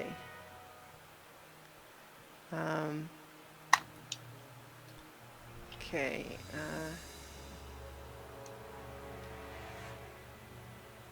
Oh, okay. Never mind. Well, that's fine. I'll just still do it. This spell works a little differently than I thought. You don't make a saving throw. You're just going to take this extra damage. But you're also lucky in another regard, though. So that's another 40 damage. For a total of how much? It was, I think it was 23 before. Okay, so I drop out of form. Well, but you know, like that's the whole. That's the whole. No. Yeah, the Yeah, blade of armor. Right? Yeah. And what was the damage on the second one? That was just the first attack plus the spell. So I haven't rolled the others yet.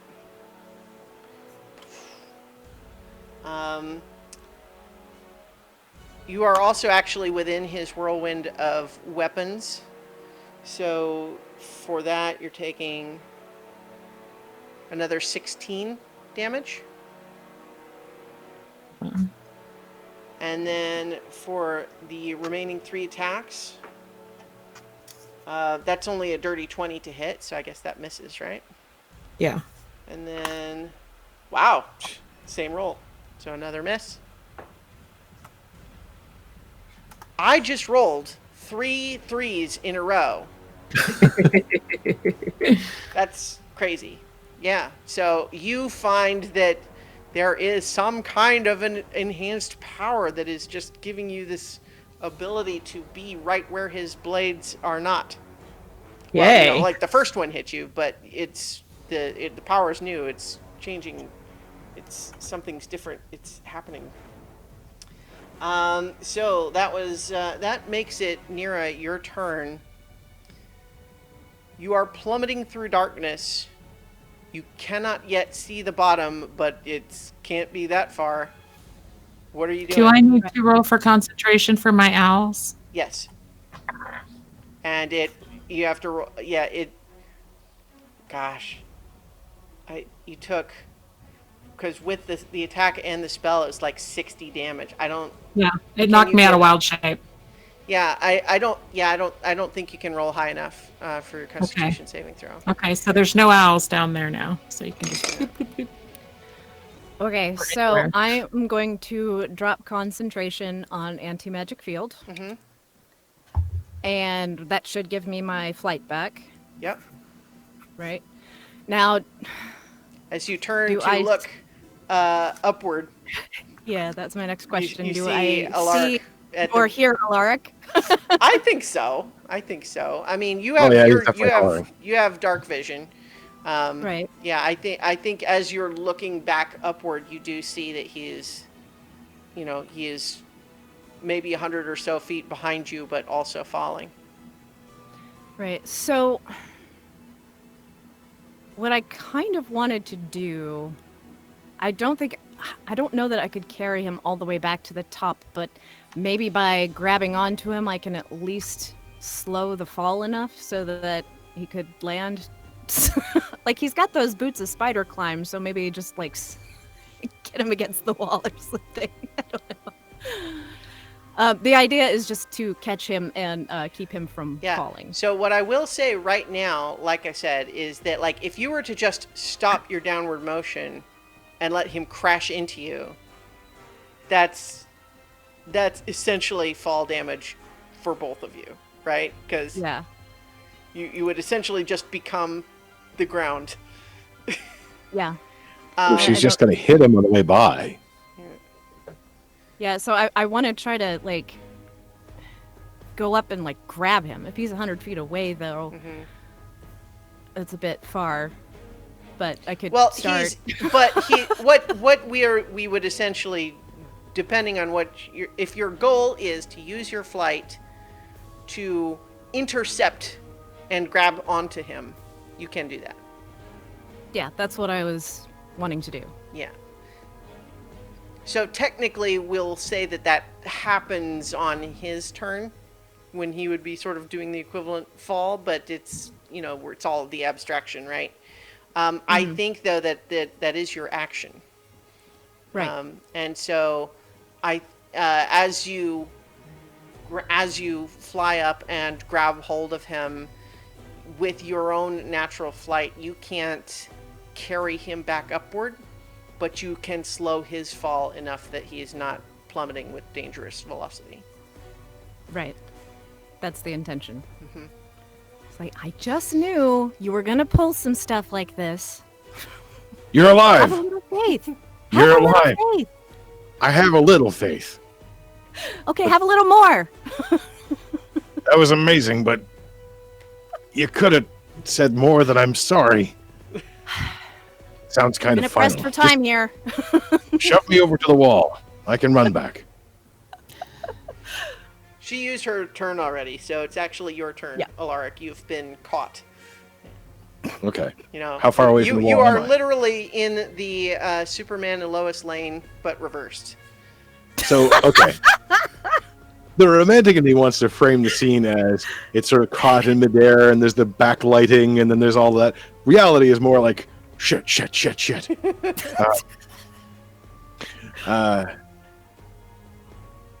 I'm glad you're alive. That scared the crap out of me. Now let me go. Now you know We how got I work to feel. do. Fair. How far away from the wall am I? You, I think. Let's see. What's your dark vision? Is it? Oh, well, it's 120 feet now with the axe, right? Yeah. Yeah, I think that you can see that you're probably like maybe like 60 feet from a wall. You're falling into like this cavernous void. Okay.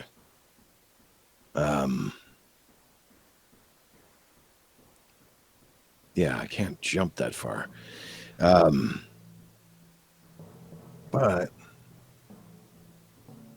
let's really give you control. Just get me to the wall and get back there. They're gonna need you. And I'll try to lean towards the wall, but I don't really have any control in this situation. Yeah, that's about it. All right. So you can hold an action, I guess, if you want. Yeah, I'll hold an action to run. Sure. All right. Amethyst.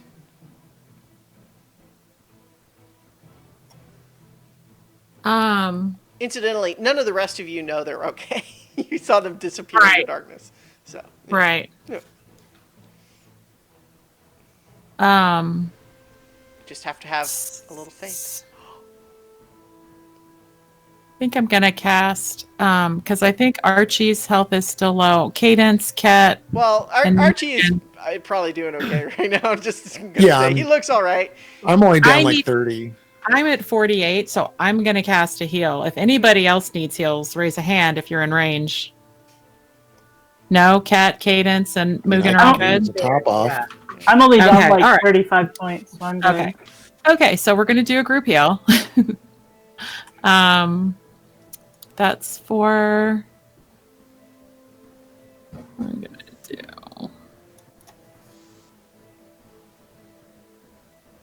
21. 21 hit points healed, All right. and then Nice. for a bonus action, Amethyst is going to turn into the Quetzalcoatlus again, or however you pronounce it. All right. And then, Oh shoot! I keep doing that. All right. Sorry, I delete your token instead of. I'm an 8 on initiative. I remember this time. Thanks to Jenny. Are purple again, or you can choose? Definitely purple. All right. Well, so how about you want darker purple like that? Yeah, that's great. Quetzalcoatlus. And then she's going to start flying towards Zorath. She don't know what's going on at the bottom, but she knows Nira's going to kick her ass if that baby gets hurt. All right. So that makes it the turn of these two random little demon minions. They're still trying to do what they can. I think this one's going to run up and try to punch you, Cat. Or not, punch, but bite. So that's... I think they're all rolling with disadvantage now, actually. Christiana, Yeah? Christiana, I meant to use my movement to get away from where I'm at right No, you're right. Thank you for reminding me. You did say Please that. don't leave me there. Thank you. Yeah, you have super movement speed. You can get all the way down there. Thank you. All right. So that's a 21 to hit, Ket? Yeah. Yeah, that Um, hits. So that's going to be 10 piercing damage. And then the great sword is 23 to hit. So that's 10 slashing damage. All And then right. the other one, can I get some concentration checks for those? You know what? Never mind. You don't have to make concentration checks. You just find suddenly, like, you expected to have to sort of hold on, but it's just you find that it's suddenly trivially easy. To All maintain right, I'll take it. concentration. Yeah. All right. This one is attacking the Bigby's hand, though. And that's a pathetic miss. 16 Glorious to hit. miss. Now, Bigby's hand has an AC of 20. All right, yeah. Miss. All right. Mugen, your turn. You are finding, I think, that you're flirting with the mantle of godhood that you'd been struggling with a little bit. It's not a struggle so much anymore. I think you can do whatever you want with that staff. Oh! hmm Well then, let's do whatever I want with it. Let's put some mystic chains on that demon lord. Okay. Is that which spell is this specifically, or you're doing anything you want? No, I mean just I'm tell me doing if it's a mystic chains. specific spell, but otherwise it's. Yeah, there's a spell called Mystic Chains, if I'm not mistaken. Oh, okay. I believe you. I just I don't know it, so let me look that up real quick. Yeah, let me find it. I don't think it's called Mystic Chains. Oh, what did I call it? What? All right. Um, That's reasonable. Why can't I find anything?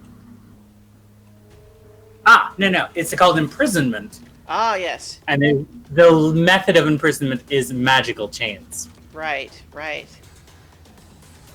Yeah. So all of a sudden, as Mugen points the staff, much more like there's none of the fiddling around or struggling with it. You see all sorts of what color are these mystical chains? I was kind of assuming sort of an arcane like purplish color, but they can be whatever you like. I mean, let's go with that, and let's have them be like crystal. All right. Translucent crystal chains that are also purple. Just kind of throw out of the ether. There you go.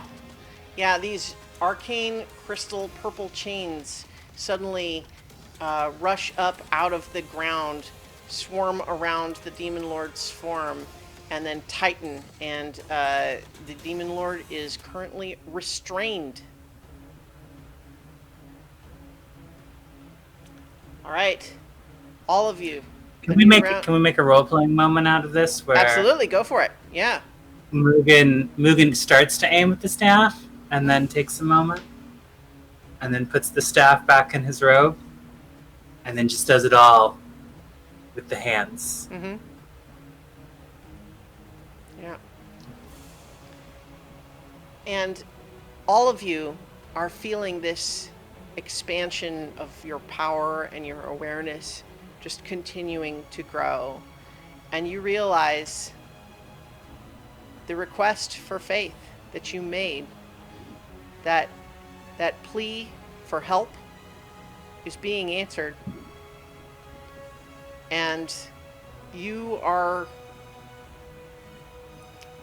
not really sure exactly what you are now, but all of you are now more than the mortal creatures you once were. And beyond now any sort of a dice mechanical benefit, you can pretty much do what you want. Now, this is not the same thing as I snap my fingers and end the fight with a bonus action. I'm just basically saying you have the powers of a demigod now, so decide what you do with them. Ket. The powers of a demigod. What does that even mean? Oh, well, what does it mean for Ket? What does Ket the demigod do? I think you see with this enhanced awareness, you see now that all of these dark elves that have been struggling against this charmed rage that the demon has been inspiring in all of them, you realize you could sing that away.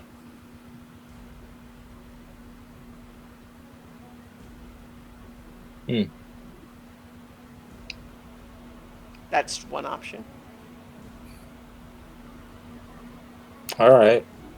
I'll try singing, I guess. I'm. You don't have to do that. That's just one offer. If you could. No, I mean, you get a nudge from the DM. You want to try it? Well, okay. I just that was a suggestion. If you I can think know. of something, that's all. How is the demon lord looking? He is looking very alarmed and frustrated by these chains that have come out of the ground. He looks like that's probably his next priority, is to try to do something about that if he can. All right, I'm going to hold off on the singing then. I'm going to cast Cone of Cold on the demon lord. Okay. He is restrained, so he would be rolling that with disadvantage in any case. But I would like you to roll double the normal amount of dice. Oh, like for damage, you mean? Yeah. Oh, okay. Okay, so that is first bunch is a 25, and the next bunch is a 30, so 55. Okay. You aim your spell, and you see that cold damage shoot forth at the Demon Lord, and you see him grin, knowing that he is immune to cold damage, and yet it doesn't. It doesn't. His immunity fails? His immunity fails, and he finds that your cold damage is nonetheless freezing him in place. I just sprinkled the spell like Salt Bay. I'm just like... Yeah. You see him expect to feel nothing, but then, nonetheless, in his restrained form, ice is starting to coat over his body, and he keeps struggling and kind of breaking the sheets of it free, but it's still starting to form all over him, and frost is growing on the tips of all of these spikes that run through him. All right. Yeah. Otterkey.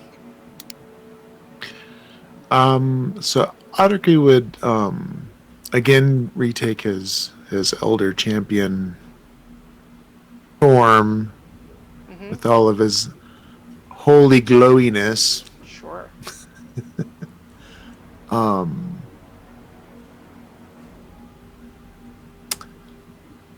Yeah, and I keep.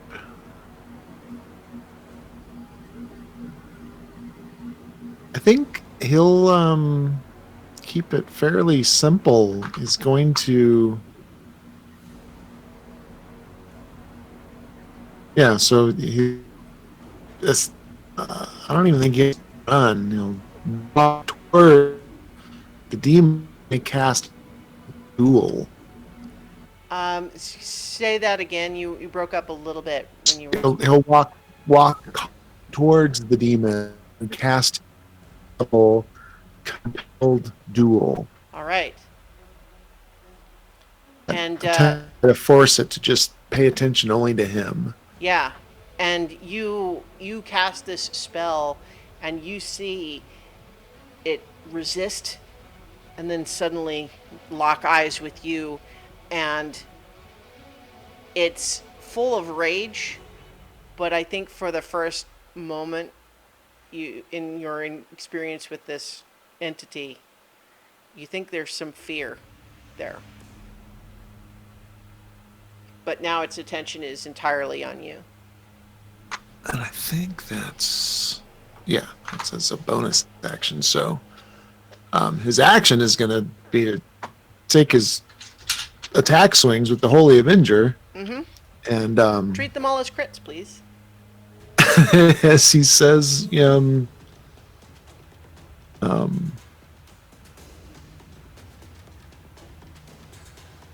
saying, this plane is not for you.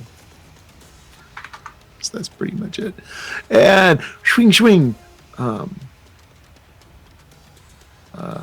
which would be.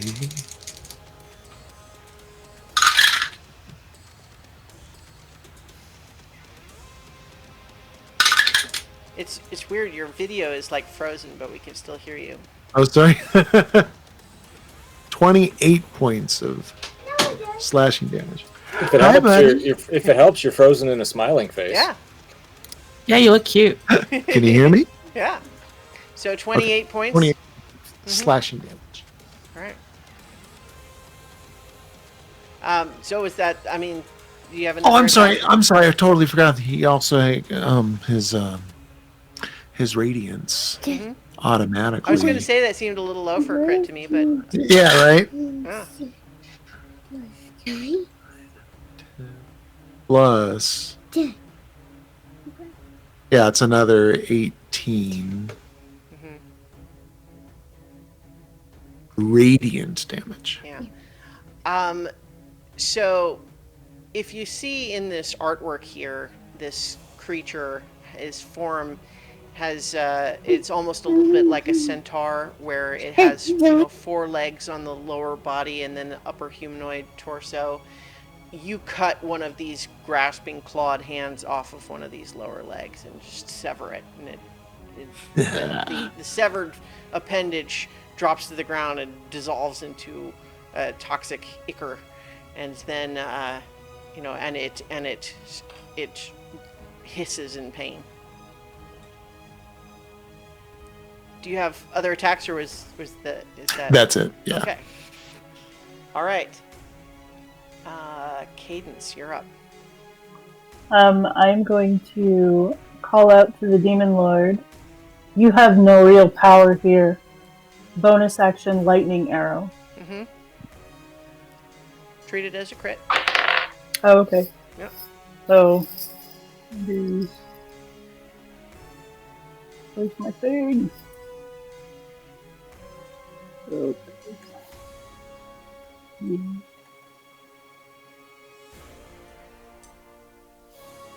That is 42 plus.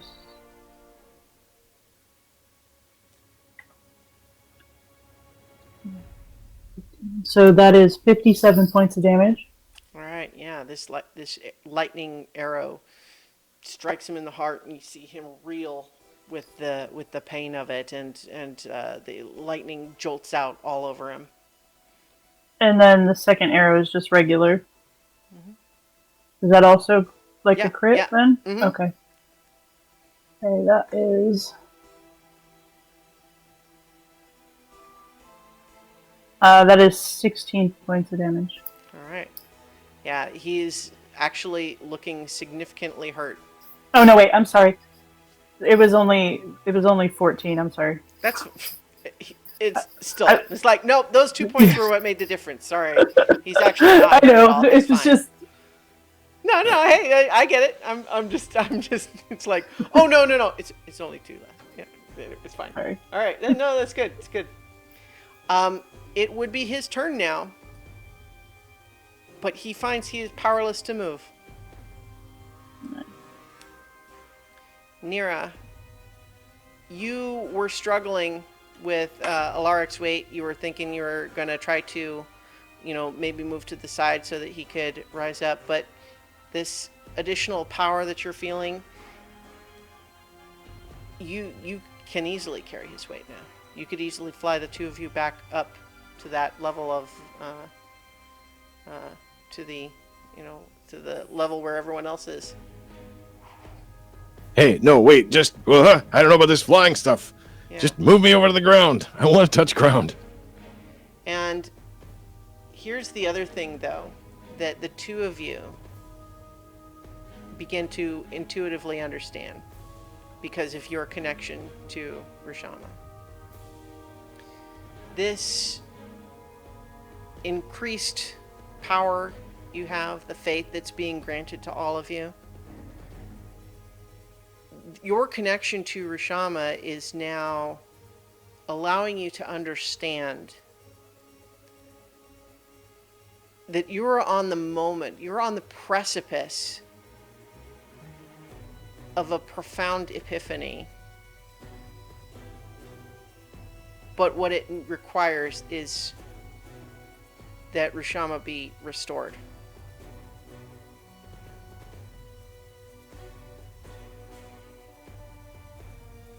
And so essentially the 2 of you can treat your 2 turns as one. I think you both understand that and look at each other and know that the other understands it too. Right. So are we back up then, or have we not? Yeah, no, gotten you that you far? have both flown back up to the level where everyone else is. Okay, then I will set him on the ground. And I feel like, would that be like all my movement? You're demigods now. What do you want to do? I want to revive Zorath's mother. Like, flying up there, Mhm. I will see her lying motionless. Mhm. And I have to help her.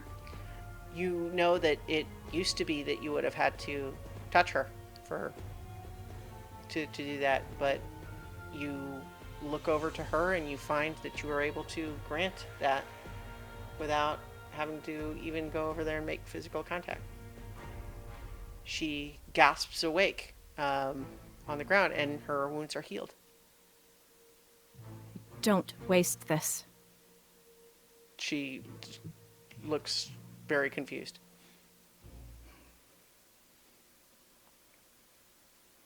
All right. Alaric? Yeah.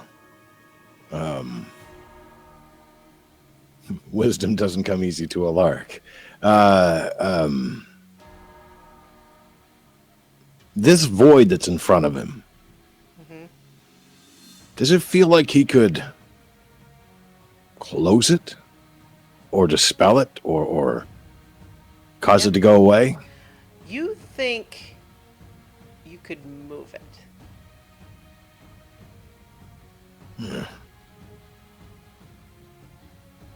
All right. He summons the hammer, or the axe, rather. It begins to glow a bright, brilliant white, brighter than a torch, more like a spotlight, and uses that in front of him to kind of herd this thing forward. See if you can throw one inside the other, maybe. So you nudge it forward, and it seems to disappear and meld with the other one, which makes it bigger. But now there's just the one, and I think that's going to go ahead and suck in that guy because we're done dealing with them anyway. Those guys are gone. We don't worry about that. And in fact, actually, when you do that, suddenly those threads that you had seen briefly before, you realize now that you're seeing something that would have been impossible for you to see before. And it's not that it is changed. It's not that these tethers have changed. It's that you now have the capability to see something that would have been impossible to see before. And what you see is that there are these tethers linking all of them. And at the center, near where the Demon Lord is, you see a spectral version of Zorath holding all of them and looking over to where you and Nira are and seeing his mother and then nodding.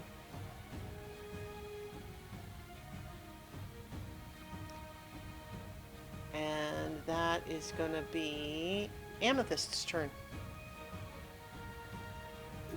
You have swept down over here, little Zorath. How is Zorath? Is he okay? Yeah, I mean he looks kind of frightened, but he seems unharmed.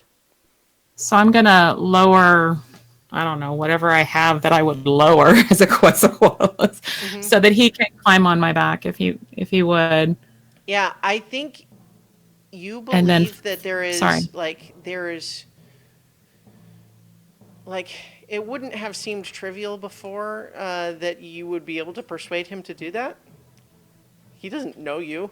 You look like a giant purple monster, but you are able to just radiate this aura of kindness and love that he understands intuitively that you mean him no harm. So then I want him on my back and then fly to his mom. Okay. Can I still do an action? What would you want to do? I want to hit the Demon Lord with Sunburst with Zorath next to me, so he can feel like he helped take him out. Okay, yeah. Go ahead and roll double the damage that it would normally be. Okay. So that's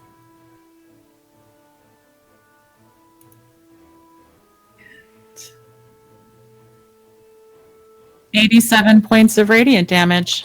All right. That hits him like a cannonball. You can see that he's burning all over. You can see that he's crumpled up and shaking with pain and exertion, and that he can't take much more of that. But then, let's see, that's all of these strange tethers linking these different holes, and the spectral version of Zorath that is, the Zorath that you have seen as you've seen him before. But he looks over and looks to Amethyst and to Nira, and then to the rest of you. And you hear his voice say, "If you put him back in the abyss, he'll just return. Thank you." And then he suddenly yanks on all these tethers, and all of these holes suddenly jerk inward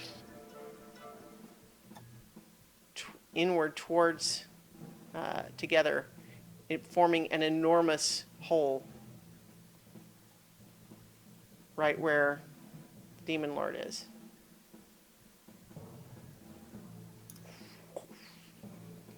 And the Demon Lord disappears into it.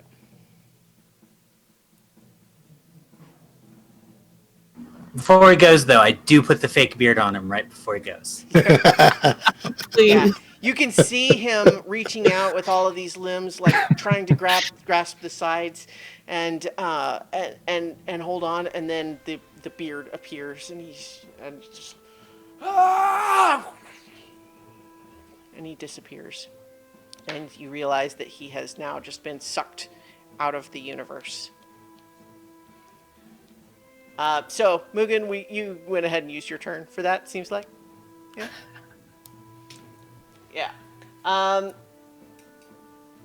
Ket. The Demon Lord is gone. That gigantic hole is still there. I don't even think I cast. I don't know what I cast. I cast Dispel Magic at 8th level. Okay. You see the portal briefly start to shrink and then expand back out again. And you have an intuitive awareness that right now it can't be permanently closed because things are still out of balance. Okay. But so here's so I think we're going to take it out of proper initiative right now.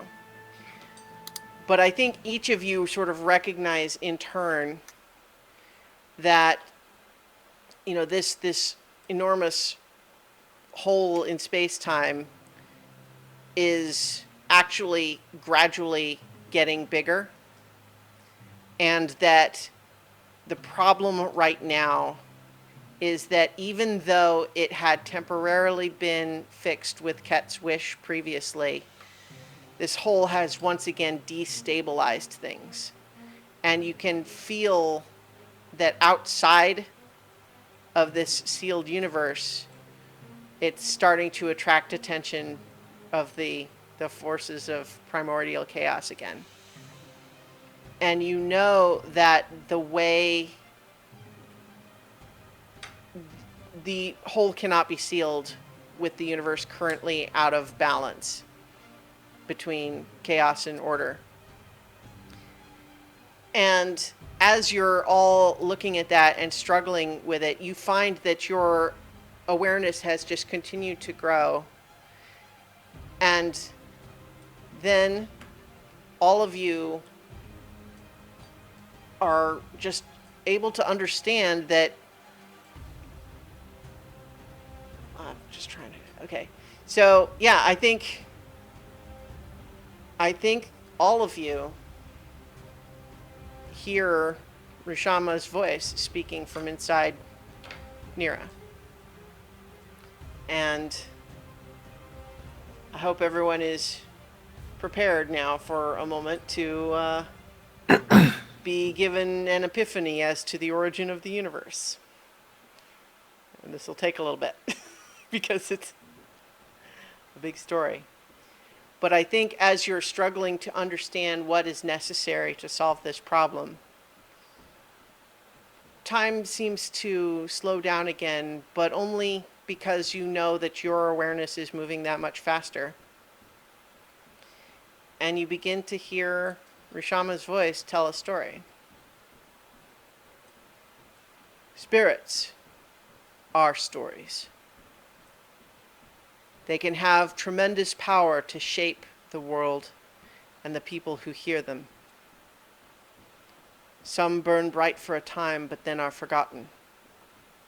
Others can outlive generations of storytellers, only growing in influence across the centuries. Spirits and stories both are important, but they are what people make of them. Their very power to shape the world rests in the hands of those who share and those who receive. Over time, even the most powerful spirits and stories can change in their nature to reflect the different truths needed for different peoples in different times. It may even reach the point where the spirit known by one group of people is unrecognizable to another, while the spirit itself remains the same, and both versions real and true in the ways they need to be. The version of Rishama's birth that all of you were taught, that you were taught, Nira, by the High Elves, was real in the way that it needed to be, such that the Rishama you knew would be preserved, maintaining a place of tradition and continuity and protection, though as you learned to your heartache, those things were for the few and not the many. The version of Rishama's birth that you were told by the Dark Elf storyteller was real in the way it needed to be, such that you understood the plight of those who sought change and were cast out for it. Now, as you are capable of understanding, your awareness filled, expanded, transcended by the faith that you have requested and received, you may now hear the version of the story that I would tell myself. There was a girl, but she was not immortal as you would know one. Neither was I a spirit as you understand them now. We met one another in the time that the world was awash in the tides of order and chaos that shaped the universe out of nothing. Swirls and eddies of chaos would distort the firmament, creating life and nature, but then the chaos would grow out of control and annihilate its own creation. This happened over and over, so many beginnings of stories that would never be finished. These were the winds and floods that both created and imperiled everything that would dare emerge from nothing. For a long while, only the largest and strongest of these creations could withstand the tides, and these were the Titans. Each of them was different, but most were jealously protective of what they had and sought to destroy any other creation that might one day threaten them. But then, there was a creation that was different.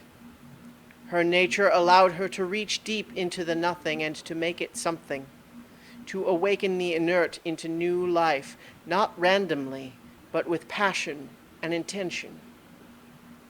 She began to grow in this world, to create around her. One of the Titans attempted to crush her with a piece of the firmament, but instead she transformed it. This was the girl in the story, and the piece of the firmament she woke was me. It was chaos that had created her and awakened me, but it was order that allowed me to preserve her against the tides. It was chaos that drove her desire to see more in the world, and it was order that gave me the stability she needed to grow and expand. And it was the two of us together that resisted the Titans by drawing the firmament up and up and up, creating a mighty peak able to withstand even the worst of the tides of chaos.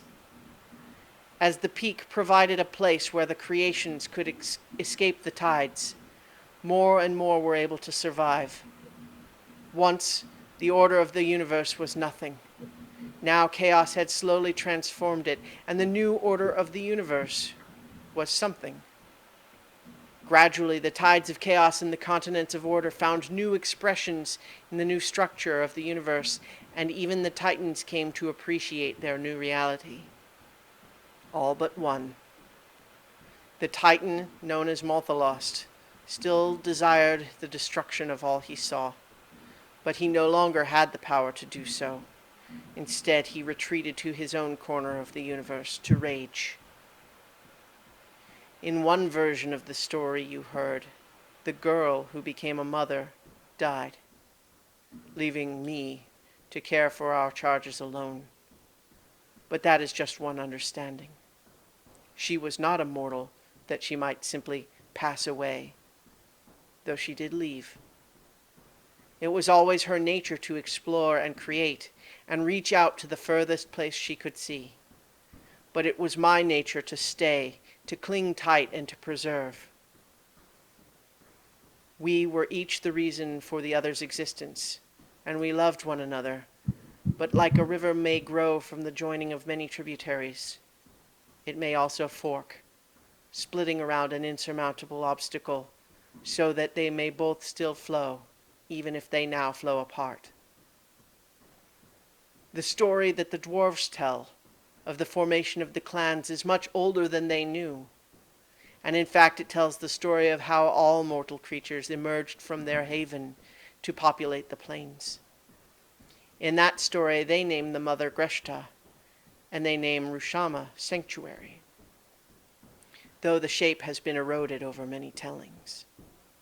And in their story, they describe the conflict felt by Greshta's duality.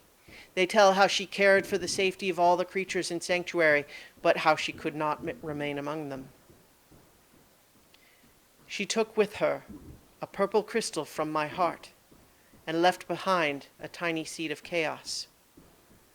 The separation was a matter of sorrow, but also joy for both of us, because while our joining had created the world as we knew it, our parting allowed each of us to become more of ourselves. I grew even larger, a mountain so large that even millennia could not wear me away, a monument to predictability and order and preservation. And she found a fertile basin, put down roots, branched out, and became the tree you know as Emerald Arboris.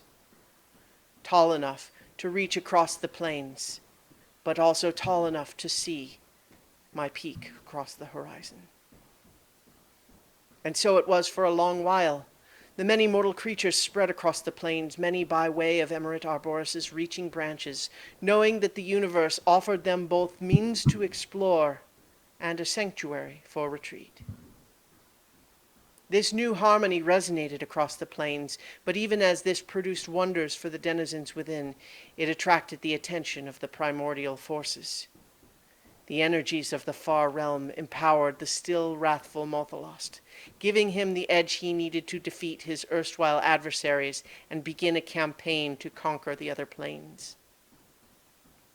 But there was a piece of chaos that had been infected with order, named Grandmother Praxis, and she did not wish to see the planes destroyed, and so she betrayed the forces of chaos and alerted the inexorable court.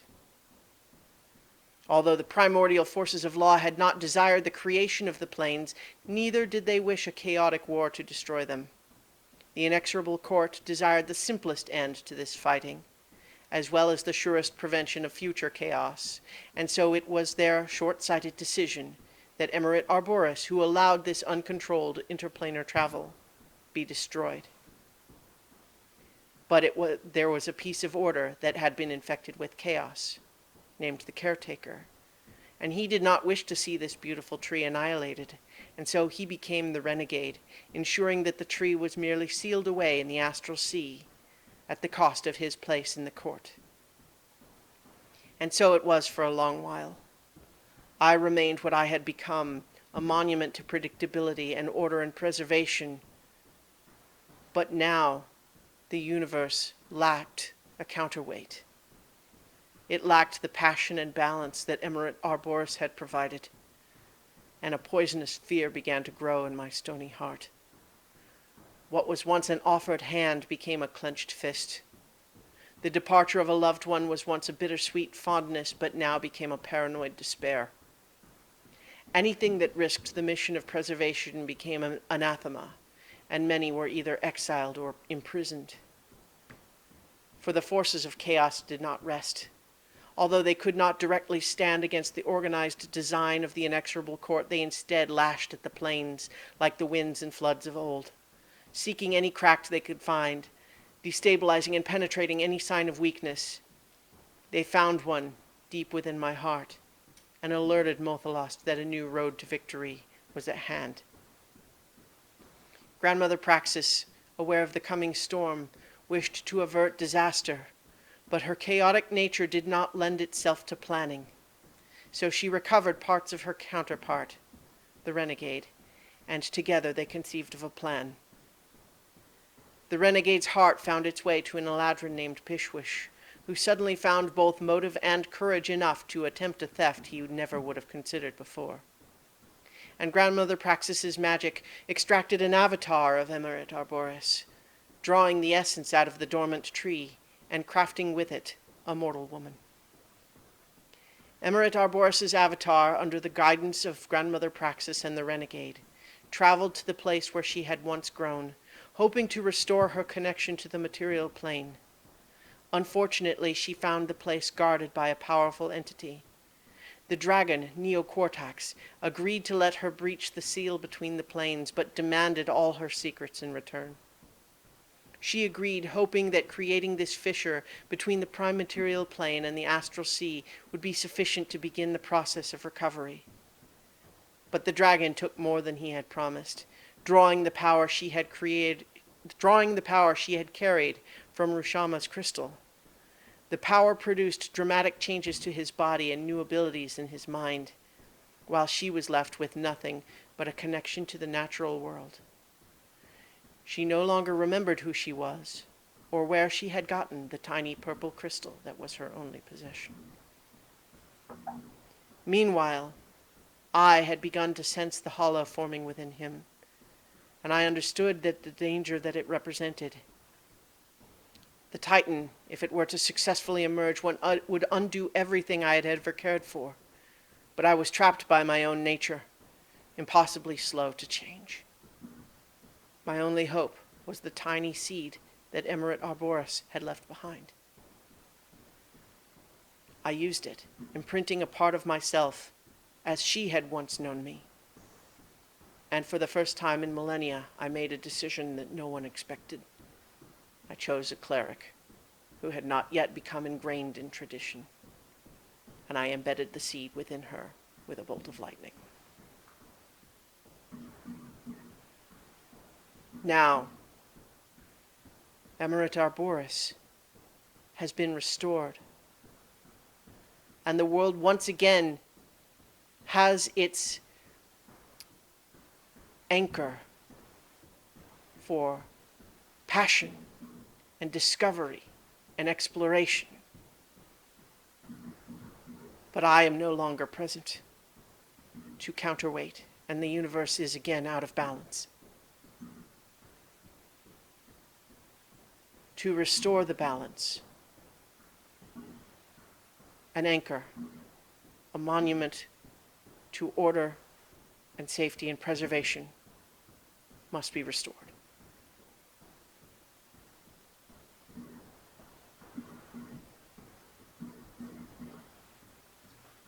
That was so good. Very nicely done. So dead. So beautiful. Amazing. Wow. And so, all of Wow. you know all of that. You all heard that story. And you see the swirling hole remaining. And you know that there is a void that must be filled to restore balance to the universe.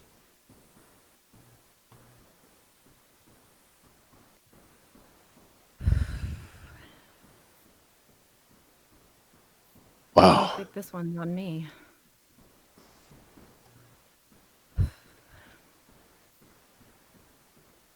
Okay. So,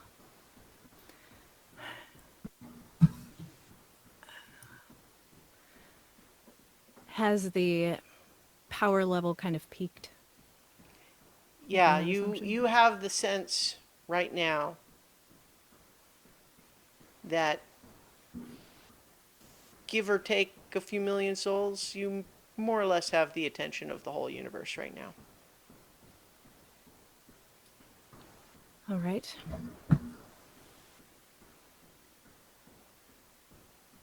So, I guess all that's left is to restore the counterweight.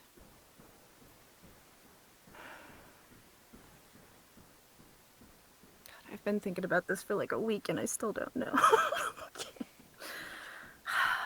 Okay. So,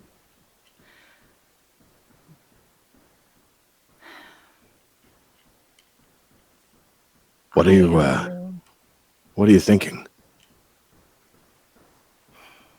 I have to put it back. The thing that was given to me must be restored. What does that mean, no? Well, that's the question, isn't it?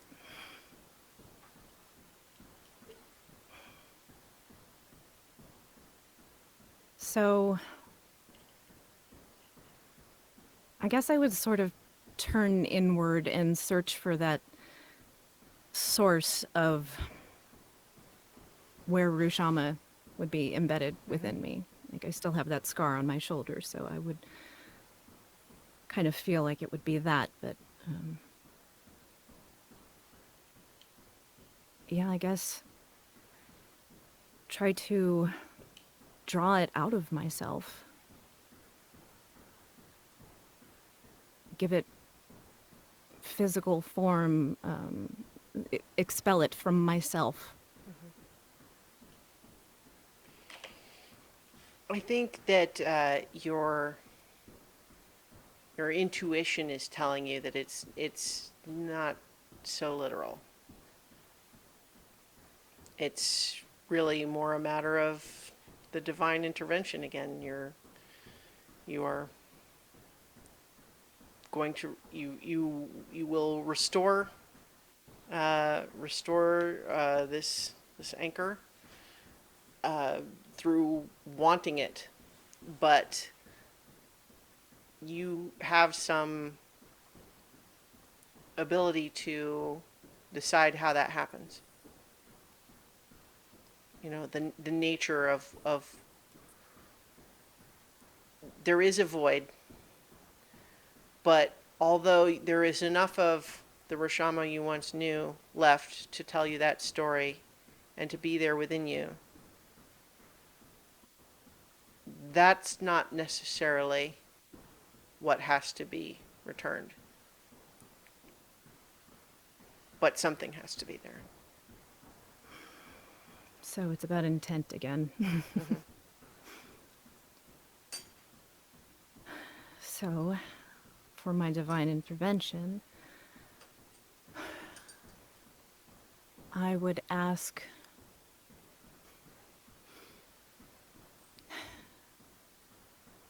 for the power that I've been granted, for the faith that I've been given, to use that to fill up the mountain with the spirit known as Rushama, I guess, for all intents and purposes. It would still be Rushama, but it would be Rushama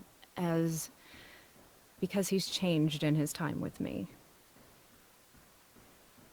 But so it would be a spirit aware of the nature of things and the balance that is required to keep the universe stable. So one aware of the need for chaos as well as order, and knowing its role within that balance. And that would Alaric be starts the walking primary towards the void. I am gonna grab him. Don't.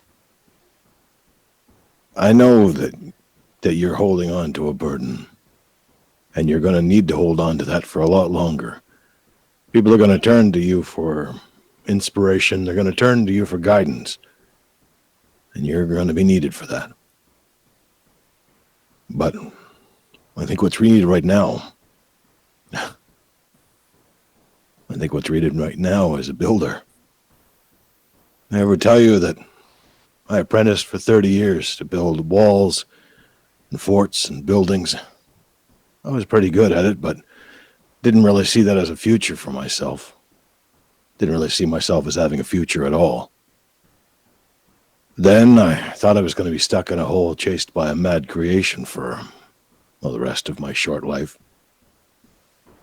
And you found me. And everything changed after that. I found something real, something bigger than myself, something important. I believed in the mountain again, something I don't know if I ever realized how important it was to me. So, let me do this. Let me be the building. Let me be the first stone. Alaric, you're right in that what we need right now is a builder.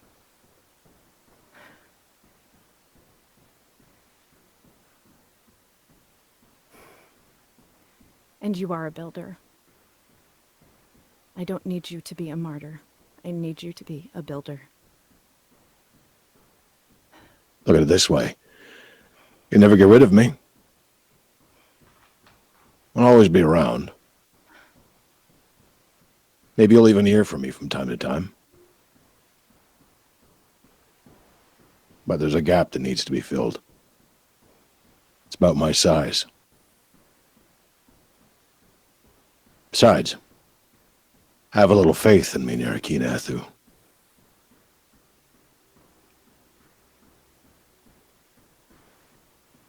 I do. And that's why I have to do this. And I'm going to cast Banishment on Alaric. All right. So, I resist. well, let's try the saving throw. What kind of saving throw is it? That is hold on. That is a charisma saving throw. Cool. Amethyst sits down and cries because she doesn't like when mommy and daddy fight. I am indomitable, so I'll re-roll that too, just in case. Okay. I jump in while they're arguing. You jump in? No. Okay. I grab It's a two I again. grab Cadence and we jump in. So I use the inspiration that Narakina Athu so gave just, me. just to clarify, not really or yes, really? I mean, I'm just... I don't know. I kind of look at Cadence. Yeah. Don't you dare do it. I am so tired of the two of them arguing. I think they should have to be stuck together for the rest of eternity. And I just look at Kat and I'm just like, let's do it.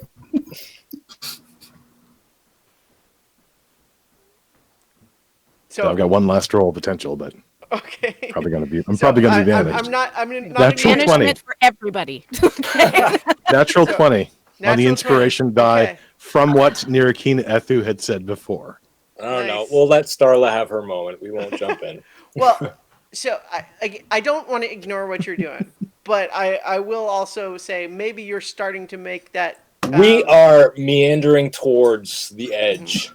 Yeah, we're just But like, yeah, but I let's actually end this. really love though that it is ultimately the inspiration he gained from your speech, Nira, that allows him to resist this. I I'll cast never banishment on forgive him. Does you No, want that's to make fine. another saving throw? It's Yep. only a simple saving throw this time. Yeah, he vanishes. Oh, shit. I look at Nira Thank you. and I say, "You owe me for that, because he will never forgive me. But I'll make Well- sure that he keeps your temple in good order." I think maybe after this we'll consider it even. And yep, I'm gonna do it. I'm gonna fall on my sword. This is gonna be mine. So I will do my divine intervention and release the power of Rushama and seal up this hole. So, even with the incredible levels of power that all of you have been granted by receiving the faith of much of the universe and all of the different planes, the amount of energy now being channeled through Nira is incredible. And you can see that this is a bright white fire, and it's a healing fire, but one that burns nonetheless. And you can see that even with all of this power, everything coursing through Nira right now is beginning to consume. But then you all intuitively realize something. The faith granted by the whole multiverse wasn't just for Nira. It was for all of you. And you realize that this is not a burden that she has to bear alone. And as each of you, I assume, understanding what can happen here, moves forward to take on some of this fire, it raises the question of whether Cadence is going to maintain concentration on her banishment. Probably not. Alaric, you return to see Nira glowing, almost consumed with this bright white fire, but the rest of the party also reaching in and taking some of that fire for themselves. And it's still too much, but maybe. Mountain slides, where the hell did you? And he stomps forward, kind of angrily muttering under his breath. Starts running. Grabs onto Nirakina with both arms. You ain't getting away from me that easy. With all of you sharing this burden, the energy of Rushama's spiritual divinity is channeled through Nira, stabilized by the rest of you, restoring the balance that had been absent from this universe for so long. And in the process, you find that it takes everything all of you have. But when it's done, all of you are still there, standing together, holding one another. And you've saved the universe. That means it worked, right? It definitely worked. The void is gone. You all feel a sense of peace filling this enormous cavern.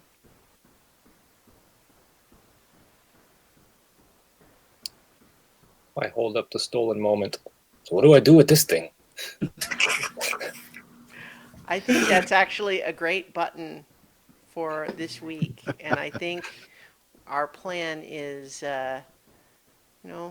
maybe we follow everyone a little bit for an epilogue next week. But in the meantime, congratulations, Heroes of Legend. You saved the day. And we all survived! All the Oh levels. my gosh. All the levels, I really yeah. did not think I was going to survive that. I am stunned right now. I tried not to. Wow. Well, I just had to reach my little purple Quetzalcoatlus wing in there to give you a hand, and so did everybody else. All right. How could we let you burn? Ooh, Or whatever. wow. Took us Yep. long enough. Finally All going to right. be a good cleric, you guys. You Wow, were. that's not good. 2 hours ahead You of were. ourselves. As Alaric, a I good told cleric, you we were You gods. inspired the faith in others. You guys are awesome. All right, so I think that's where we leave it for tonight. We have not closed the book yet, but next week we'll see what happens next. So, good night, everybody. Good night. Yay, Christina!